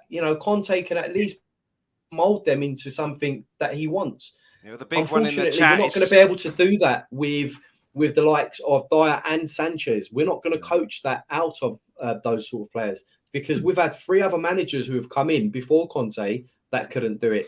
And if a defensive-minded coach can't do it, in the likes of Conte, then who can? Yeah, I mean, it's in the chat there. I have Tourette's and various other. Sven Botman at Newcastle. What a missed opportunity that was. He's been absolutely superb. Absolutely. And not blessed with pace. No. Not blessed with pace. But like we've been saying, But- concentration, But basics, Yes. here, always spot Up on. here. Yeah, up here. concentration and composure, Fantastic. right? Dyer is also a panicker, right? He just doesn't you don't see it on his face, right? That's the only difference. But he's panicking, okay? Because you've got to wait. What's up, Five Guys? You've got to have that basic knowledge of football, of how other players are going to play. Dyer doesn't have it, and he's not going to be a decent central defender ever. Okay, and I actually blame Poch for this. Okay, I do, and a lot of people are going to hate me for it, but Poch had faults, and this was one of them. Okay, Eric Dyer came to us as a defender who could generally play in the centre and could also play right back. That's what we bought from Sporting. Utility player coming as. Yeah. And he came in as a young player. I think he's now 28, is he now? And 29, something like that. 29. I think we bought him when he was 21 or 22 years old, or possibly even younger, 20 or something like that, right? That was at the beginning of his career. At that point, he should have been, he's still in that place where he is learning his trade. Okay, he has got the fundamentals as a young central defender, and that is where you should have trained him, right? Or he should have been trained. He should have been continued to be trained as a central defender. Poch, for some reason, decided to deploy him as a defensive midfielder. Okay, and at that point, his youth and his energy allowed him to be semi-effective in that role. Unfortunately, retraining a player will stunt potentially. That will stunt the training that he got. So Poch really has turned Dyer into the shit central defender that he is. Okay, Dyer, if he'd received training as a central defender, continued that over the course of his career at Spurs, he may well right now be an actual effective central defender, right? Because he would have learned. He didn't learn. We should not be seeing him. And he was trained as he was trained as a defensive midfielder, and he asked to be put in defense. Why? Because it's easier to play in defense. If you can't play well in defense, you can't play top level football. You cannot play for the elite clubs if you can't even play central defense. And he can't. This guy is no good for Spurs. Okay. Again, as a person, I have no issues with him whatsoever. Right. I have a lot of admiration for the type of person he is. But my club is more important. Eric Dyer should not wear the Spurs shirt. He does not have the tools for that shirt. There is no other way of putting it. And we are failing as a club if we do not replace him. There is no other way of putting it. No, oh, we don't have any money. Oh, there are other priorities. No. This is the priority. Eric Dyer first, and I've actually put him to the top of the list. Originally, I had Emerson Royal as the top priority, but I've since changed my mind. Eric Dyer is the number one priority for moving out of the club. No discussion. No argument. Yeah, I mean, speaking of players who lacking concentration and everything, we've been undone a few times this season from lapses of concentration from him. Yep. I mean, where do we begin with him? They've started creeping in. He hasn't done anything for a few games, but you can't have a top-level goalkeeper if you want to get Champions League, win trophies and everything, who is going to cause problems. And what you get with someone like a Botman or a leader in the defence is it improves all the other defenders' has, because they're confident that they've got someone dependable there and will be able to kind of move them through the game. And it works for the goalkeeper as well. If you've got a goalkeeper at the back there was a time a few seasons ago now, I was always calm when Lloris was playing. Same with Frieda when he was playing. Now, oh dear, when's the next mistake going to come from Dyer, from Lloris, from whoever? It's probably unlikely that we're going to get a goalkeeper in January, because there are so many more priorities. But certainly in the summer, that has to be a priority, and not just another Forster, a stopgap. Our new number one. Henderson would be my choice. It was Pope, but obviously Newcastle have got him there. What do you think of the goalkeeper situation? Who do you want in instead? Yeah, I mean, it's a shame because, Lloris is coming up to 10 years at the club now. Yeah. And we've had many fantastic seasons with him between the posts. But, this whole issue of concentration is becoming a bit of a disease at the club, especially at the back. Lapses in concentration from him, lapses in concentration from Dyer. If as the captain, Lloris, is because Lloris can see everything from his position. Yeah. When other team are attacking, he can see everything. Now, as a captain, if you can see what's going on, at least have that something about you where you can pull your defenders, together and say, look, you need to be here, you need to be here. That goal we conceded against Leeds the other day, where it was a headed ball back into the area. What was Dyer thinking there? What was he doing? I get it wrong-footed him slightly, but the defense should be organised enough to say, look, push up. Push up. He would have been offside if they pushed up. Mm-hmm. Why are they still dilly-dallying? So yeah, for me, Lloris is as much to blame this season for many of the goals that we've conceded. Yeah. He's not entirely to blame, but he, majority of goals have been between him and Dyer in the defence. So he's not faultless. And I think we really need to, the time has come now to really look into sort of a new number one, not an understudy, Who would be your pick? For me, honestly speaking, Atletico haven't been doing great. And I think they'll be more inclined to sell us Oblak, and Oblak will be more inclined to come to us. Yeah. We need someone of that caliber. If not, there are a few good goalkeepers in Serie A. And I'm sure Paratici has many contacts in Serie A, but certainly Oblak is the guy is an absolute beast. He's tall, his stature, he's just absolutely phenomenal goalkeeper, and he has been for years. So for me, I'd go all out for Oblak, but if not, we have to look at another number one, not an understudy. An understudy. Over short-term number one, it has to be a fairly long-term number one. But I just want to get to this quickly, Vez, and then we'll come to you about I wanted to say, okay, world-class playing behind. World-class playing behind it, a very nervous defence and useless midfield. I think the defence, in part, is nervous because of the goalkeeper at the back making mistakes. I think it's a two-way street. The goalkeeper's nervous because of the defence are nervous because of the goalkeeper, and they keep making mistakes. That's just my opinion.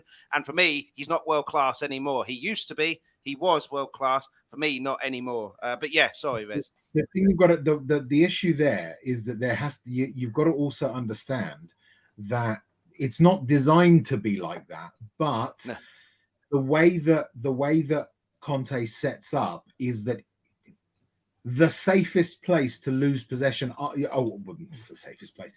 Essentially, it is the safest place to lose possession is in the midfield, right? Yeah. Because if the two midfielders lose that possession, you've got a 3 that can turn into a 5 if you've got decent wing backs. Again, it comes back to the whole wing back situation being key to a Conte system, okay? Because they're outlets for that weakened midfield. He's deliberately weakening the midfield because it's the safest place to lose possession. People say the attack is the safest place to lose possession, not in a Conte system, because what Conte does is that if the attack loses the possession, your team is pushed up, and so you've got gaps at the back, right? So it's actually not as safe. In midfield with the team transitioning, losing the ball there is fine. So Højbjerg losing the ball is not necessarily a weakness. If you had a decent set of defenders behind them, which is what you're supposed to have when you play 3 in the center of defense. 3 in the center of defense is supposed to be incredibly secure. Look at what Spurs try to do when they lose possession. They try to push the opposition out to the wings. They block off direct balls forward. If you look at the goals that we've conceded, a lot of them have come from the middle. Why? Because the defense is shit. It's not because the midfield lose the ball. The midfield is there to lose the ball almost. Right? It's like if you're going to be pressured, lose it there. It's fine because you can always direct play outwards. when you've got shit defenders, it doesn't matter where you lose the ball. They're going to be shit, right? You look at Interplay, when they lost the ball, usually in midfield, their defense was like a rock. And they had wing backs bombing back to provide extra numbers, right? We got bloody Emerson Royale, who half the time doesn't know which direction he should be playing in, you know? So this is the problem. It's not Højbjerg losing the ball that's the issue. It is the shit central defenders. Why is it that when Romero is in that right position, we don't get quite as much impact? Why is it that they shift over to the left or shift even further right? That's why he will be relatively comfortable right now playing Romero, because the whole point is to push it as far wide as you can, because that's a harder place to actually create a chance from. The days of getting to the byline and floating a ball over for your big target man to head in are gone. It's all about working the ball in through those middle channels now, right? Yeah. And that's why you need a good defense. That's why, for me, Dyer is higher on the list than Emerson Royale now, because it's not enough, right? Romero, Longley, Davis would actually be my pick of the three right now. Yeah, if there was no other central defense. But I want Romero and Longley and one new player in that middle. You know, that's why Dyer plays in the middle usually, because he's the shittest of the three best, right? Yeah. And that's where you've got least pressure, you know. But even that he can't get right all the time. That's why it's got to be Dyer that's got to go. It's got to be Dyer. Last thing on. Sorry, I have Tourette's. Sorry. Sorry, I have Tourette's to say, Royale gives his all. He's not a right wing back, so looks lost going forward, but I love his heart.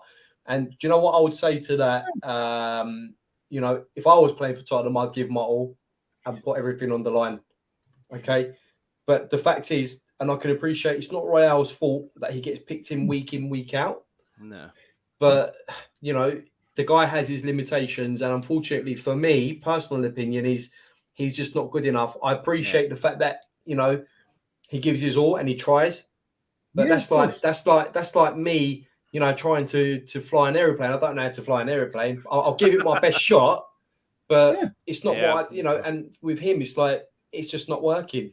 You're not filling me with confidence, Has. I'll stay at the airport if you fly. I'll let you go there. I'll meet you there. It's like a plane that's in the middle of a deep dive, right? Yeah. There's a plane. It's heading to the ground, right? And the pilot isn't available, right?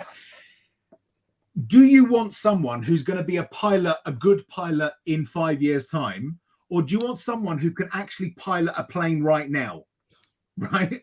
That's the right wing back situation. Okay. Has might love to be a great pilot. He might sit there, he'd come into the cockpit of the diving airplane and say, do you know what? I would love to be the greatest pilot in the world one day. The immediate question is, okay, are you a good pilot now? If the answer is no, fuck off out the cockpit. Right? But I'm going to give it my best shot.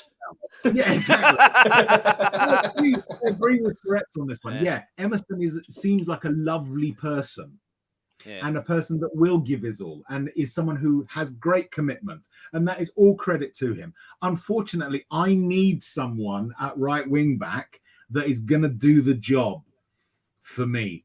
That's the key. It's got to be like that, right? Yeah. It's got to be like that. And also in centre. Yeah, we'll move on to the wing. Yeah, we'll move on to the wing backs in a minute. I just wanted to mention this comment from I after it. Hugo, best shot stopper in the world. Nobody is better than him. I disagree with that because shot stopping for me isn't just getting in the way of shots; it's where you push it. He seems to have gone this season into the Jordan Pickford school of shot stopping and sticking it straight into the middle, into the danger zone. Whereas if you can, you push it out to the side, corner, throw in, wide, whatever. So for me, he's lost that as well.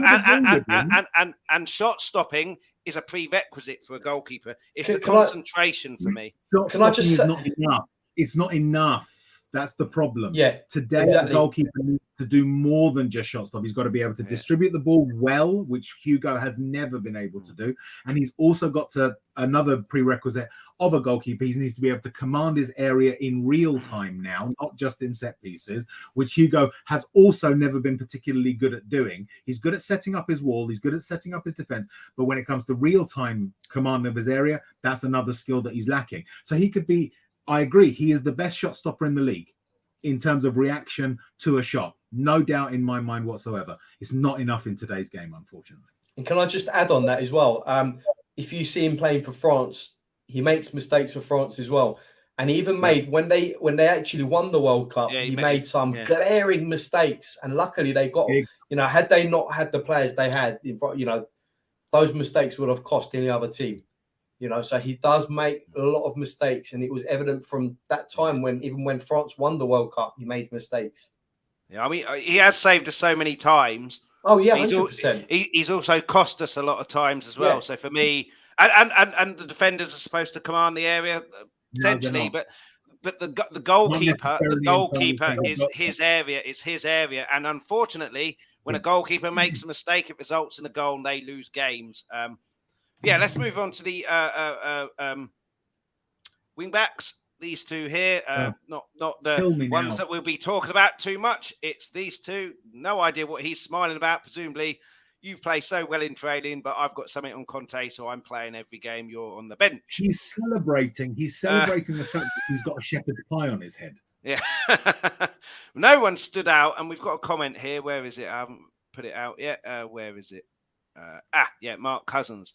Do we think we already have someone in Jed? For me, I was going to say, can we do a sweepstake to see how many times Jed Spencer's mentioned in the comments before we do that? I've lost that already. Yeah, but like you say, Rez, with the we need someone ready now. We don't have anyone ready now in terms of Emerson.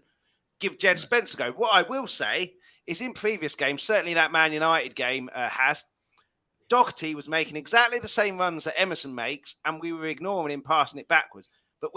But we've seen it in the Leeds game for Bentancur's first goal. That was a brilliant cross, that was. Passed over to him, one touch, whip it in. Sanchez unlucky not to get the end of it. Bentancur picks up the pieces. One cross. Emerson can't cross the ball. But yet, Doherty makes all of those runs, gets ignored. Emerson makes those runs. We can't wait to give the ball to someone who can't cross the ball for Toffee.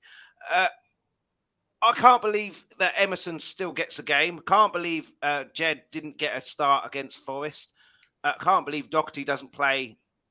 He didn't do too much wrong in those 3 games that Emerson was suspended. But certainly on the right side, Haas, what do you make of everything? And we've got 3 last comments here from Spence. So Rez was right on that one. First of all, can I just put it out there? Who is this Jed Spence guy that everyone keeps on talking about? Honestly, he's a fella that plays football on the right side, apparently. Oh, right. Okay. Yeah, never heard of the guy, but anyway, yeah. You see, apparently he's quite good, and he should be playing for us. But anyway, look, I don't know what it is. I'm beginning to think there's some sort of agreement in Royale's contract where he possibly has to play a certain number of games, maybe.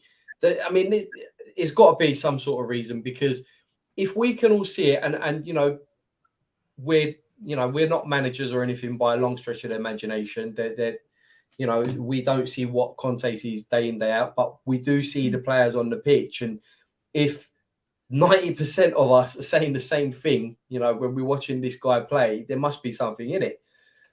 For me, Doherty hasn't really done much wrong. He come back after a long layoff, and first couple of games were a bit iffy, but that's to be expected. Yeah. But he's, he comes in, and you can rely on someone like Doherty to get a ball in to the box, to play a 1-2 with Kulusevski. You can see he's got that sort of understanding with Kulusevski on the right hand side. He knows when to make the run. He knows, sort of when to exchange passes with him. And that he's going to get a ball into the box. But with Emerson, it's like, a good example was against Leeds, where Kane makes a run into the box. And it was so sad. He just crossed the ball into the centre circle with 5 Leeds players in there. Now, was that on purpose? Was it a mistake? Did he just hit the ball wrong? the mind sort of boggles, that some of the stuff that he does on the pitch, that the mind boggles, it's just, you can't be that bad. No. Yes, there are times where he has a good, a good pass or a good tackle or a good this, that, and the other, and I'll give him praise when it needs to be given. But it's almost like when he has a good game, we consider it a good game because he's done what he's supposed to do as a right back. Not because he's done anything outstanding or anything amazing. It's because actually he's done the job that he's supposed to do. Yeah, Royale's had a good game. It's like marks out of 7. That's the thing. It's like we mark every other player out of 10, but with Emerson, we're happy to mark him out of 7 if he gets to that 7. If he gets to one successful cross in the box, a successful 1-2 or whatever, it's like, actually, he's had a really good game. He successfully got one ball into the box, which was converted, and that's it. But look, I don't want to hate Royale. I don't hate Royale. I don't want to. I think this is a bit sad. Bring some hate on the guy. Yeah, I think this is a bit sad. The loudest cheer Saturday was when he went off. He is trying. He's just not very good. Don't hate the guy. Don't have anything against him personally. And boo him after the game, not during the game. I think that's a bit sad. We should never, ever direct ire against a player that has not done anything disrespectful to the club. There's even been a time where a player has been disrespectful to the club that I have not booed them. The only time that I've felt like booing one of our own players was Ndombele when he was pulled off. And he did that really slow. I can't remember. He trudged off the pitch like really slowly when we were looking for a goal. Yeah, that was terrible. That was because that was detrimental. A lot of people point to Hossam Ghali, right? Do you remember that time where he chucked the shirt on the floor because he was brought on as a sub and then he was subbed off, right? That was under Martin Jol, wasn't it? That was under Martin Jol. Yeah. I didn't even feel like booing him at that point. And the reason is because a few games, it was like, at some point in the past, he had 4 teeth knocked out for us against Chelsea, right? When a player does that, I can understand. No player wants to come on and then be pulled off again, right? That's terrible. That's really damaging to a player. So when he did that, I didn't like what he did, but I could understand it, and I felt that he'd contributed enough, that he got that right. Emerson has not deserved to be booed off or to be jeered by his own fan base. Yeah. Because he has not done badly on purpose. Yeah. Yeah, look, we can all agree that the guy has his limitations. It's like someone going to the gym for the first time and you see everyone pumping away. Everyone's doing their routines and you're there, and it's just you do something wrong, and people are like, oh, what's he doing? Or what is she doing? It's wrong. It's wrong, and I've seen that in the gym, by the way, and it's not nice, but look, we shouldn't be booing our own players, full stop, let alone Royale. He doesn't pick himself to play. He does try. I'll give him that. He tries to play. But for me, booing someone is not going to do any sort of, help towards that player. It's not good. And it needs to stop. That sort of behaviour needs to stop. And his performance ain't going to improve if he's getting booed during the game, is it? So, what about... Can I say one thing about Doherty? Yeah. You have to remember, when he got injured, the time frame for him recovering was the World Cup. Everyone said that he would not be back to where he needs to be until December. So the reason that Emerson is being picked right now, I genuinely believe, is because Doherty is still in his recovery phase, because it's not like a sharp line where of that type of injury, especially because I think it was his anterior ligament in his knee. It was a big, dangerous one, wasn't it? Yeah. So you've got recovery, then you get to a point where you can start light training, then you can start full training, then you can play some time. he's still, in my belief is that he is still not at that point where he can start games at full pelt and play the way that he would play, if he's playing at full capacity. That is the reason that I think Emerson is being picked over Doherty, because he's still not 100% ready.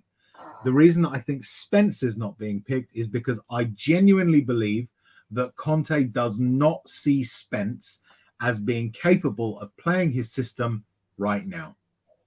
Okay? It doesn't matter what Spence did with Forest last season, even though Tourette's actually put it in there. His goal contributions last season were nothing special, right? 4 goal contributions for Forest. Yeah? The reason that he's not being picked is because Conte knows better than you guys. Were you surprised he wasn't starting against Forest, though, being that that's the cup? No. Why should he start against Forest? I was, to be honest. Why should he start against Forest if he's not starting Premier League games? Forest are a Premier League side. Yeah. Unless the Carabao Cup isn't priority, if it's priority to win a silverware, then I'd say go with your strongest. But if it's not priority, then I think the side we put out against Forest were more than capable of beating that. Oh, they should have beaten them. We lost that game because of a lack of the right mentality. Either they were complacent and thought, "Oh, we can walk this," or they just did that whole brittle Spurs thing where it's like, "Oh yeah, this is a nice outing for us. Let's just knock the ball about and not really go at them." And "Oh, that's a seagull. That's nice." No. Right, that's got to stop. We've had far too much of that this season, where they just come on. It's almost like it's a bloody works outing, right? Go out there and blood and fucking sweat, blood, tears, and toil, for fuck's sake. Well, that's what I got from that Forest game. That we turned up thinking that we've won, and we've done that a few times. Yeah. But they humiliated us. They showed we need to be more business-like. That's the problem. Yeah. We need to be like, it's just business. We're going to come here to them. We're going to beat you, get 3 points, win the game, whatever. It's just business. I'm not here to, just have a kickabout. You look at, all those teams with, the rich tradition of winning trophies. It's just business. That Chelsea side that were dominating for 2-3 years, United that were dominating for God knows how long. They'll just turn up thinking, we're just going to go about our business. I don't care if you're Peterborough, Exeter, Yeovil, or Lincoln Town.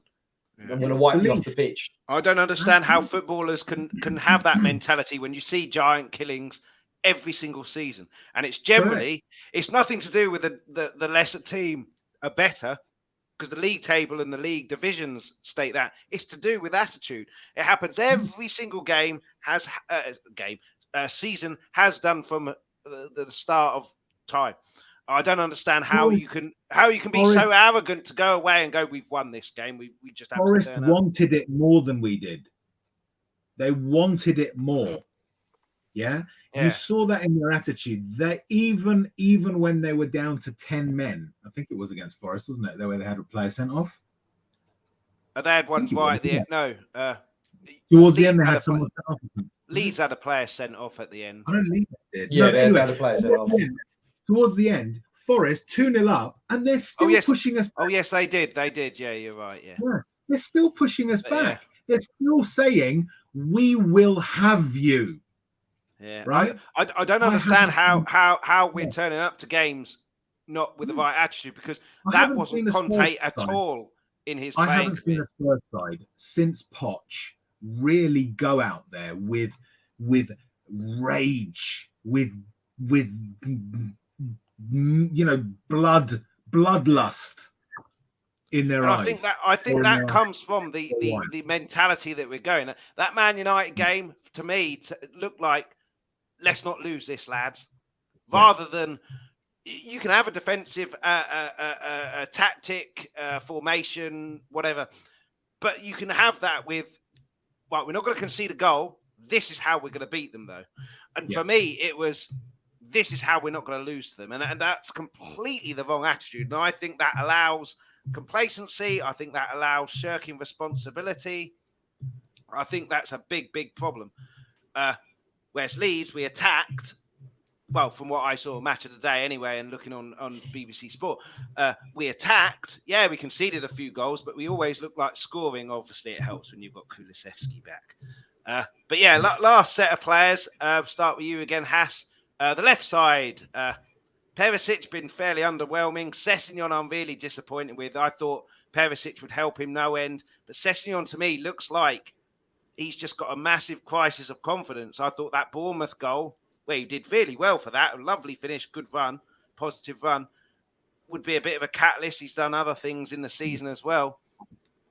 He just looks like a bit of a deer in the headlights and always wants to turn back and give it to someone else. And that's what I mean with shirking responsibility with a negative attitude. Positive attitude, okay, I'll put the cross onto Kane's head. I'll set up the goal up. Perisic, start of the season, deliveries from corners, set pieces, absolutely superb. He's lost a bit of a yard of pace, which obviously doesn't help, but he is positive. He will try and take people on, but what do you make of those two on the left? It's only really been those two. Davies can play there, but he's primarily used in the middle. So those two out on the left, what do you make of those?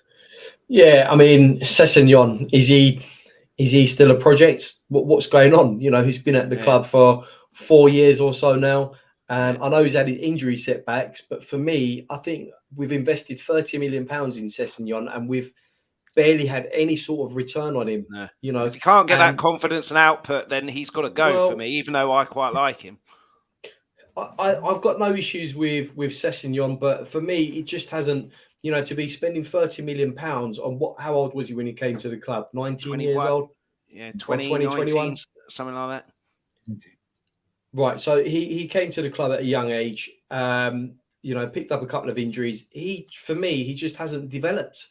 He hasn't developed any more than what he is now. So, you know, where is his level at? You know, £30 million for a development player is one of the problems at this club. You know, we spent £32 million on Brian Hill.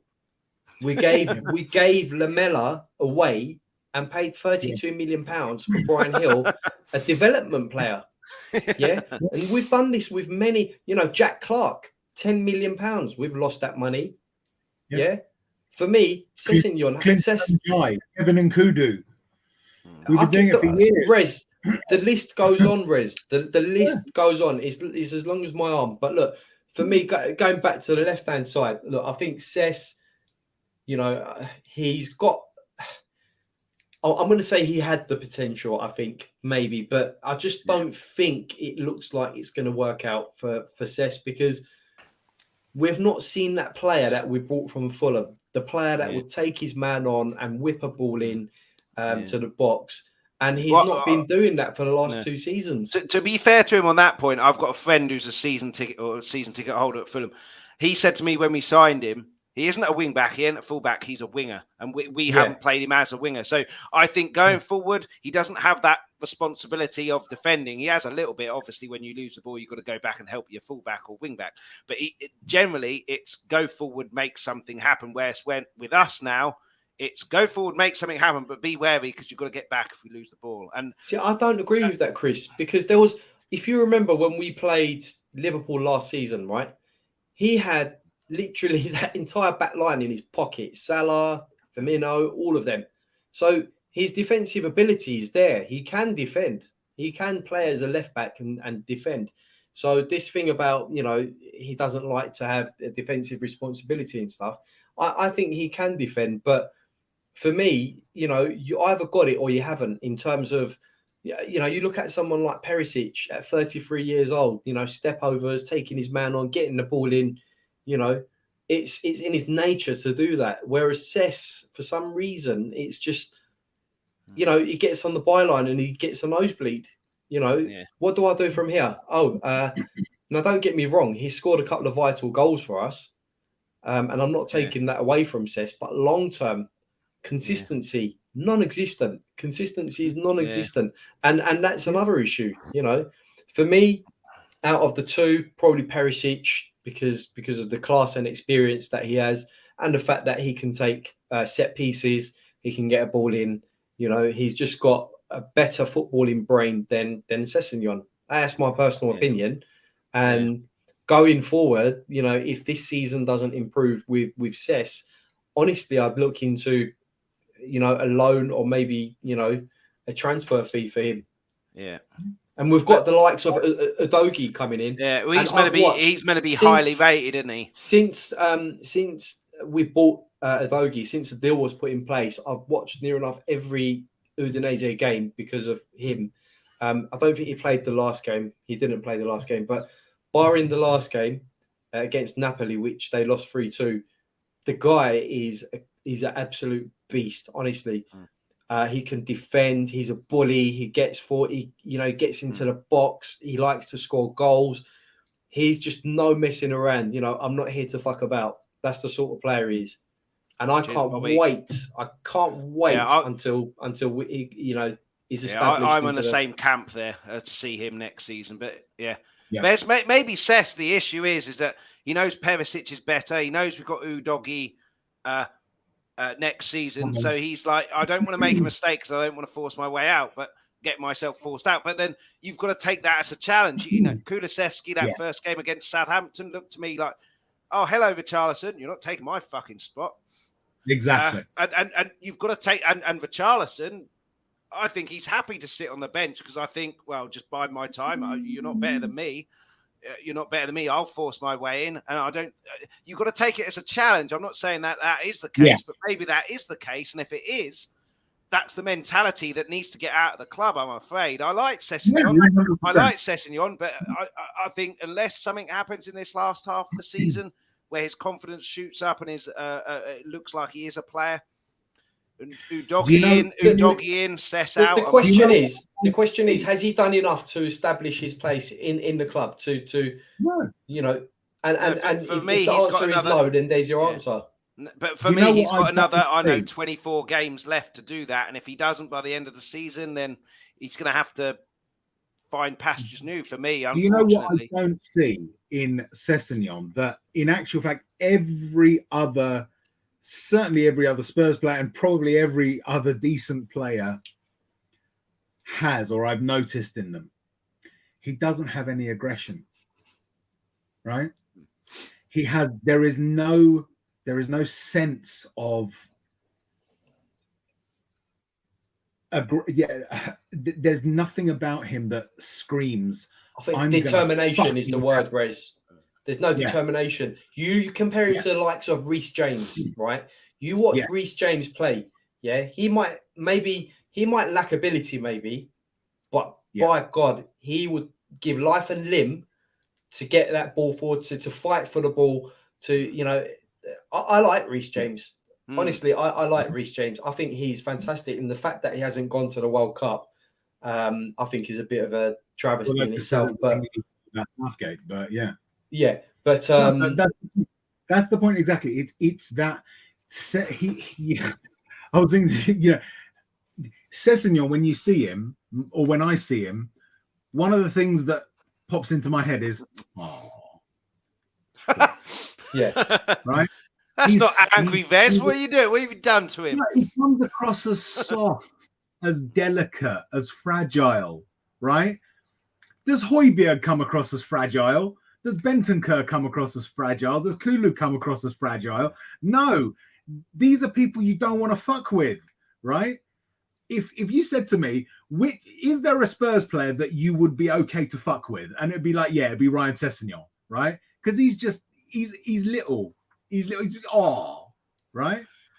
And that for me isn't enough.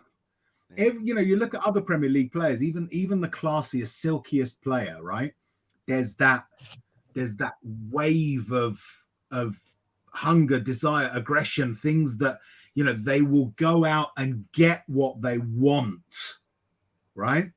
Cess doesn't seem to want anything when he's on the pitch.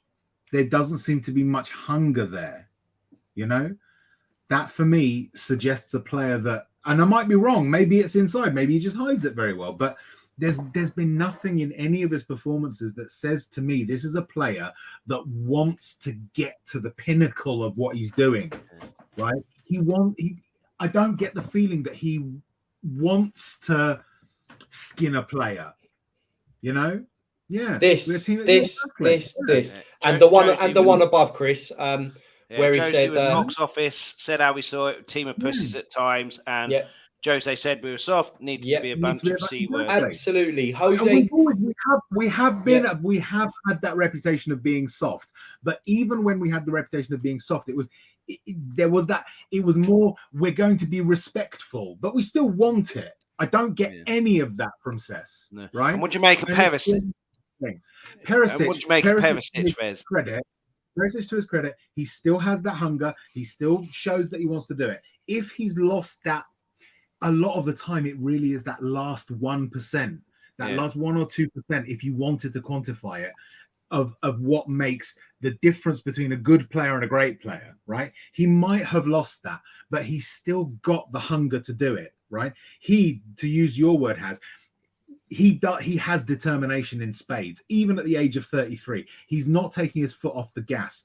Actually, that's the best analogy. Cess always seems to want to go safe. He wants to do 20 and a 30, right? Whereas Perisic will speed in a 30-mile-an-hour zone, right? That's the thing. I mean, I'm not advocating that, guys. For those of you who always obey the speed limit, okay? But there's speed demon.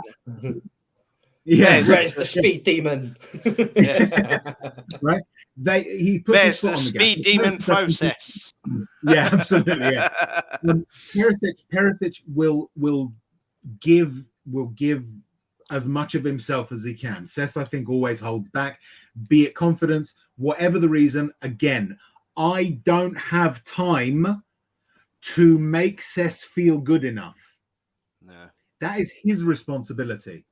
If he wants to be a professional footballer, playing for Spurs, it is incumbent on him to show the necessary desire, aggression, determination, whatever it is that he is lacking. Okay, it is Spurs' responsibility as a football club to give him the environment in which he can utilize that, not to put it in him for him. Right? For me, I don't believe Sessegnon will ever make it as a top level player because he doesn't show the character.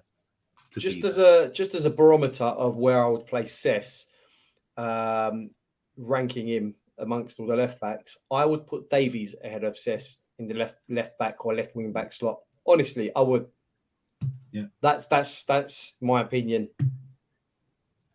Yeah, I really like Cess. I thought Perisic would be brilliant for him, and I really liked Cess, wanted him to succeed. But I think it was I have Tourette saying how many chances are we going to give him. So for me, it's 24 more chances. How many games we've got left? 23, 24.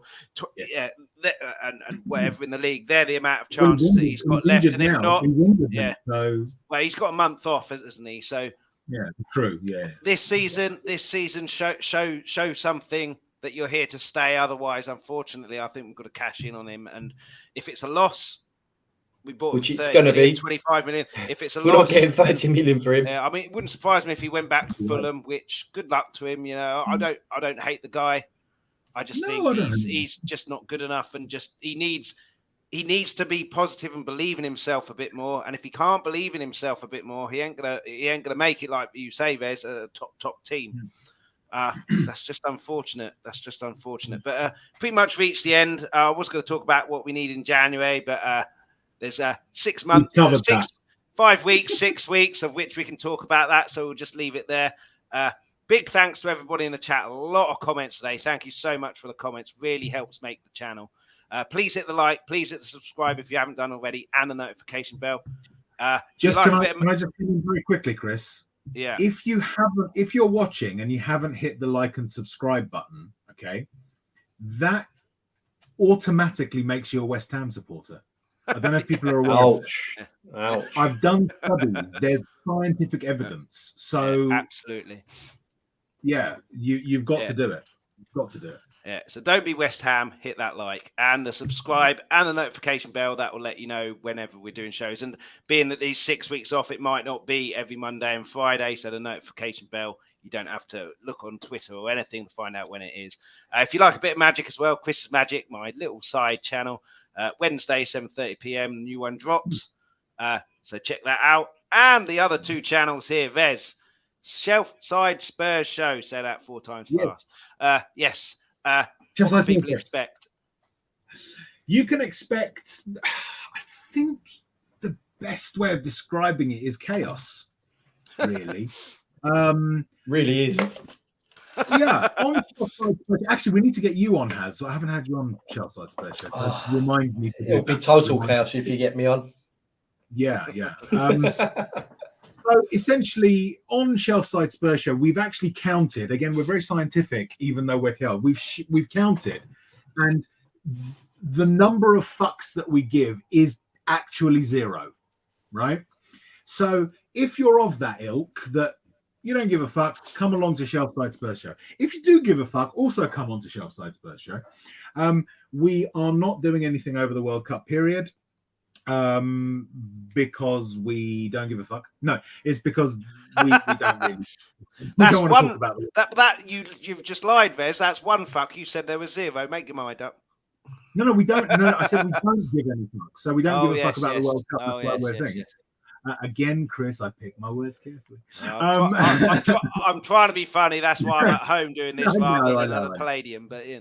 We will either be back on the 29th of December or the 5th of January, dependent on my partner in crime, Nick's preferences as to whether or not we'll do anything after the Brentford game, which is on Boxing Day, because obviously it's the Christmas period. Don't know if we're going to be sort of full of turkey or whatever.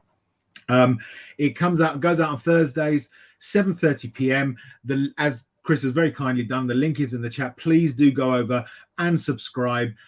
We are on the road to try and get 1,000 subscribers. If we get to 1,000 subscribers, I will do another forfeit. For those of you who are unaware, when we got to 500, don't set yourself alight, Rez. No. I did that for 500 subscribers. For 500 subscribers, I ate the hottest tortilla chip in the world and did a 10-minute afterburn, right? Live on the stream. Okay. Yeah, so with all due respect to you, Vez, that was quite funny, although why you did that, you're a madman. But anyway. Yeah, right. So if we get to 1,000 subscribers, I will do another forfeit. It won't be like that. I've already decided what the forfeit will be, but it's not going to be like that. But it will be a forfeit that I will do. Yeah. He's going to have a go at flying a plane. Yeah. Yeah, that's it. We're going to live stream from the Boeing 747. We've already planned out how we're going to take over the cockpit. Oh shit, I work for the Home Office. I've already worked out the forfeit. We're going to think we need to get to 1,000 subscribers. We're about 820 odd at the moment, so we're getting there. But yeah, any more subscribers, we very much appreciate it. Please do and like and subscribe to this channel, otherwise you're a West Ham supporter. And yeah, come join us either on the 29th of December or the 5th of January, and you'll see exactly what you're in for. Excellent. So yeah, as Vez said, they're not going to be doing a show while the World Cup is on. So his Twitter handle is also in the description as well. So give him a follow on there, and then you'll get notifications on when that's live. And the description, the link for Shelfside Spurs Show is in the description as well. As is a view from the South Stand, which is your channel, Hass. What can people expect on there? Yeah, just like Rez, not much going on during the World Cup break. However, we will be on air once a week during the World Cup, which will probably be on Fridays. And it's just basically going to be looking at potential transfers and players of the week from the World Cup. So looking at potential players from the World Cup and potentially what we could go for during the January transfer window. So a view from the South Stand is where you can find us on YouTube. That will be on once a week, possibly on Fridays, and it will be myself. Usually you can find us on match days, a couple of hours after the game for match reactions. Myself and Marlon usually rotate with the hosting, and sometimes we host together. So it's all good. We get loads of exciting guests on. Like I said, we're on YouTube, so hit the like button, subscribe, press the notification bell, whatever you want to do. No pressure, but you can catch me next Friday, hopefully, going through some players. I think it'll be the first full week of the World Cup as well by Friday. So, and I believe, is that the second game England are playing on Friday as well? We play a week. we play a week today, and then the Friday, and then the following Tuesday, I think. That's right. Yeah, I think you might be right, Chris. So yeah, just going to look at some transfers and stuff. That's all it's going to be. And if there's any news on Spurs, we could possibly discuss that as well. Whilst I'm here, I need to mention I also know what Rez's forfeit is as well. And I'll tell you right now, he's going to be singing "I'm Forever Blowing Bubbles" whilst having claret and blue painted on his face. So there you go. If you want to see that, make sure you subscribe to his channel. I'm sure that would be fun. And apparently, Rez has a very good singing voice as well. So I'm sure it should be fun. Excellent. I don't know if I should subject you to do it. You heard it here first. Excellent. Haz's Twitter handle is also in the description as well, so make sure you give him a follow. And then when they've decided which day, view from the south stand. Oh, collaboration. A view from the shelf side. Yeah. View from the West Ham singing side. Yeah. So give him a follow, and then you'll be notified and find out whenever they're going to go live. Or better yet, don't do that. Go on to A View from the South Stand, hit the notification bell and the subscribe while you're there as well. Thanks again for all the comments and everyone. You sing like Britney Spears, apparently. He really does. He really does. Do you know what? I'm as sexy as Britney Spears as well. It's true. In fact, he asked me to hit him one more time last week. He did. But then you got toxic. Can I just say, I'm still, Hold on a minute. Who am I? There you go.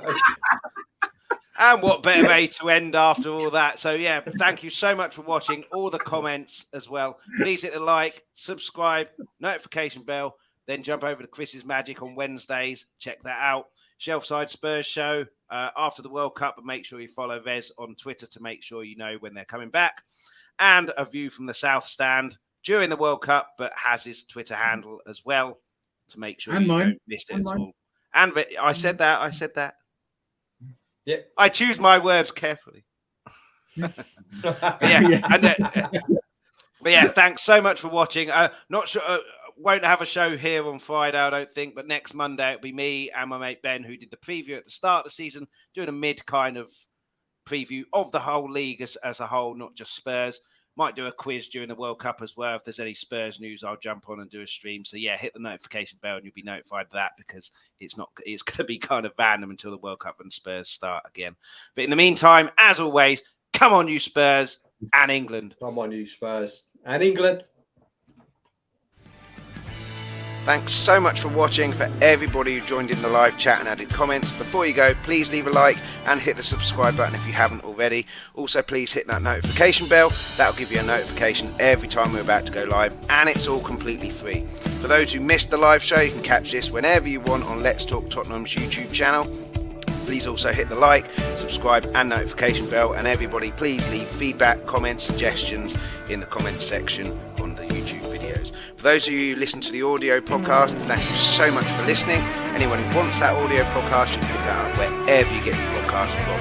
We're back Mondays 7:30pm UK time and Fridays 12:30pm UK time. Alternatively, if you go to Twitter @LTalkTottenham, Instagram Let's Talk Tottenham Podcast, you'll find all the information there. Anyone who wants something a little bit different, also do a magic show. So I do one trick a week, which drops Wednesday 7:30pm UK time. Chris's Magic on YouTube is where you'll find that.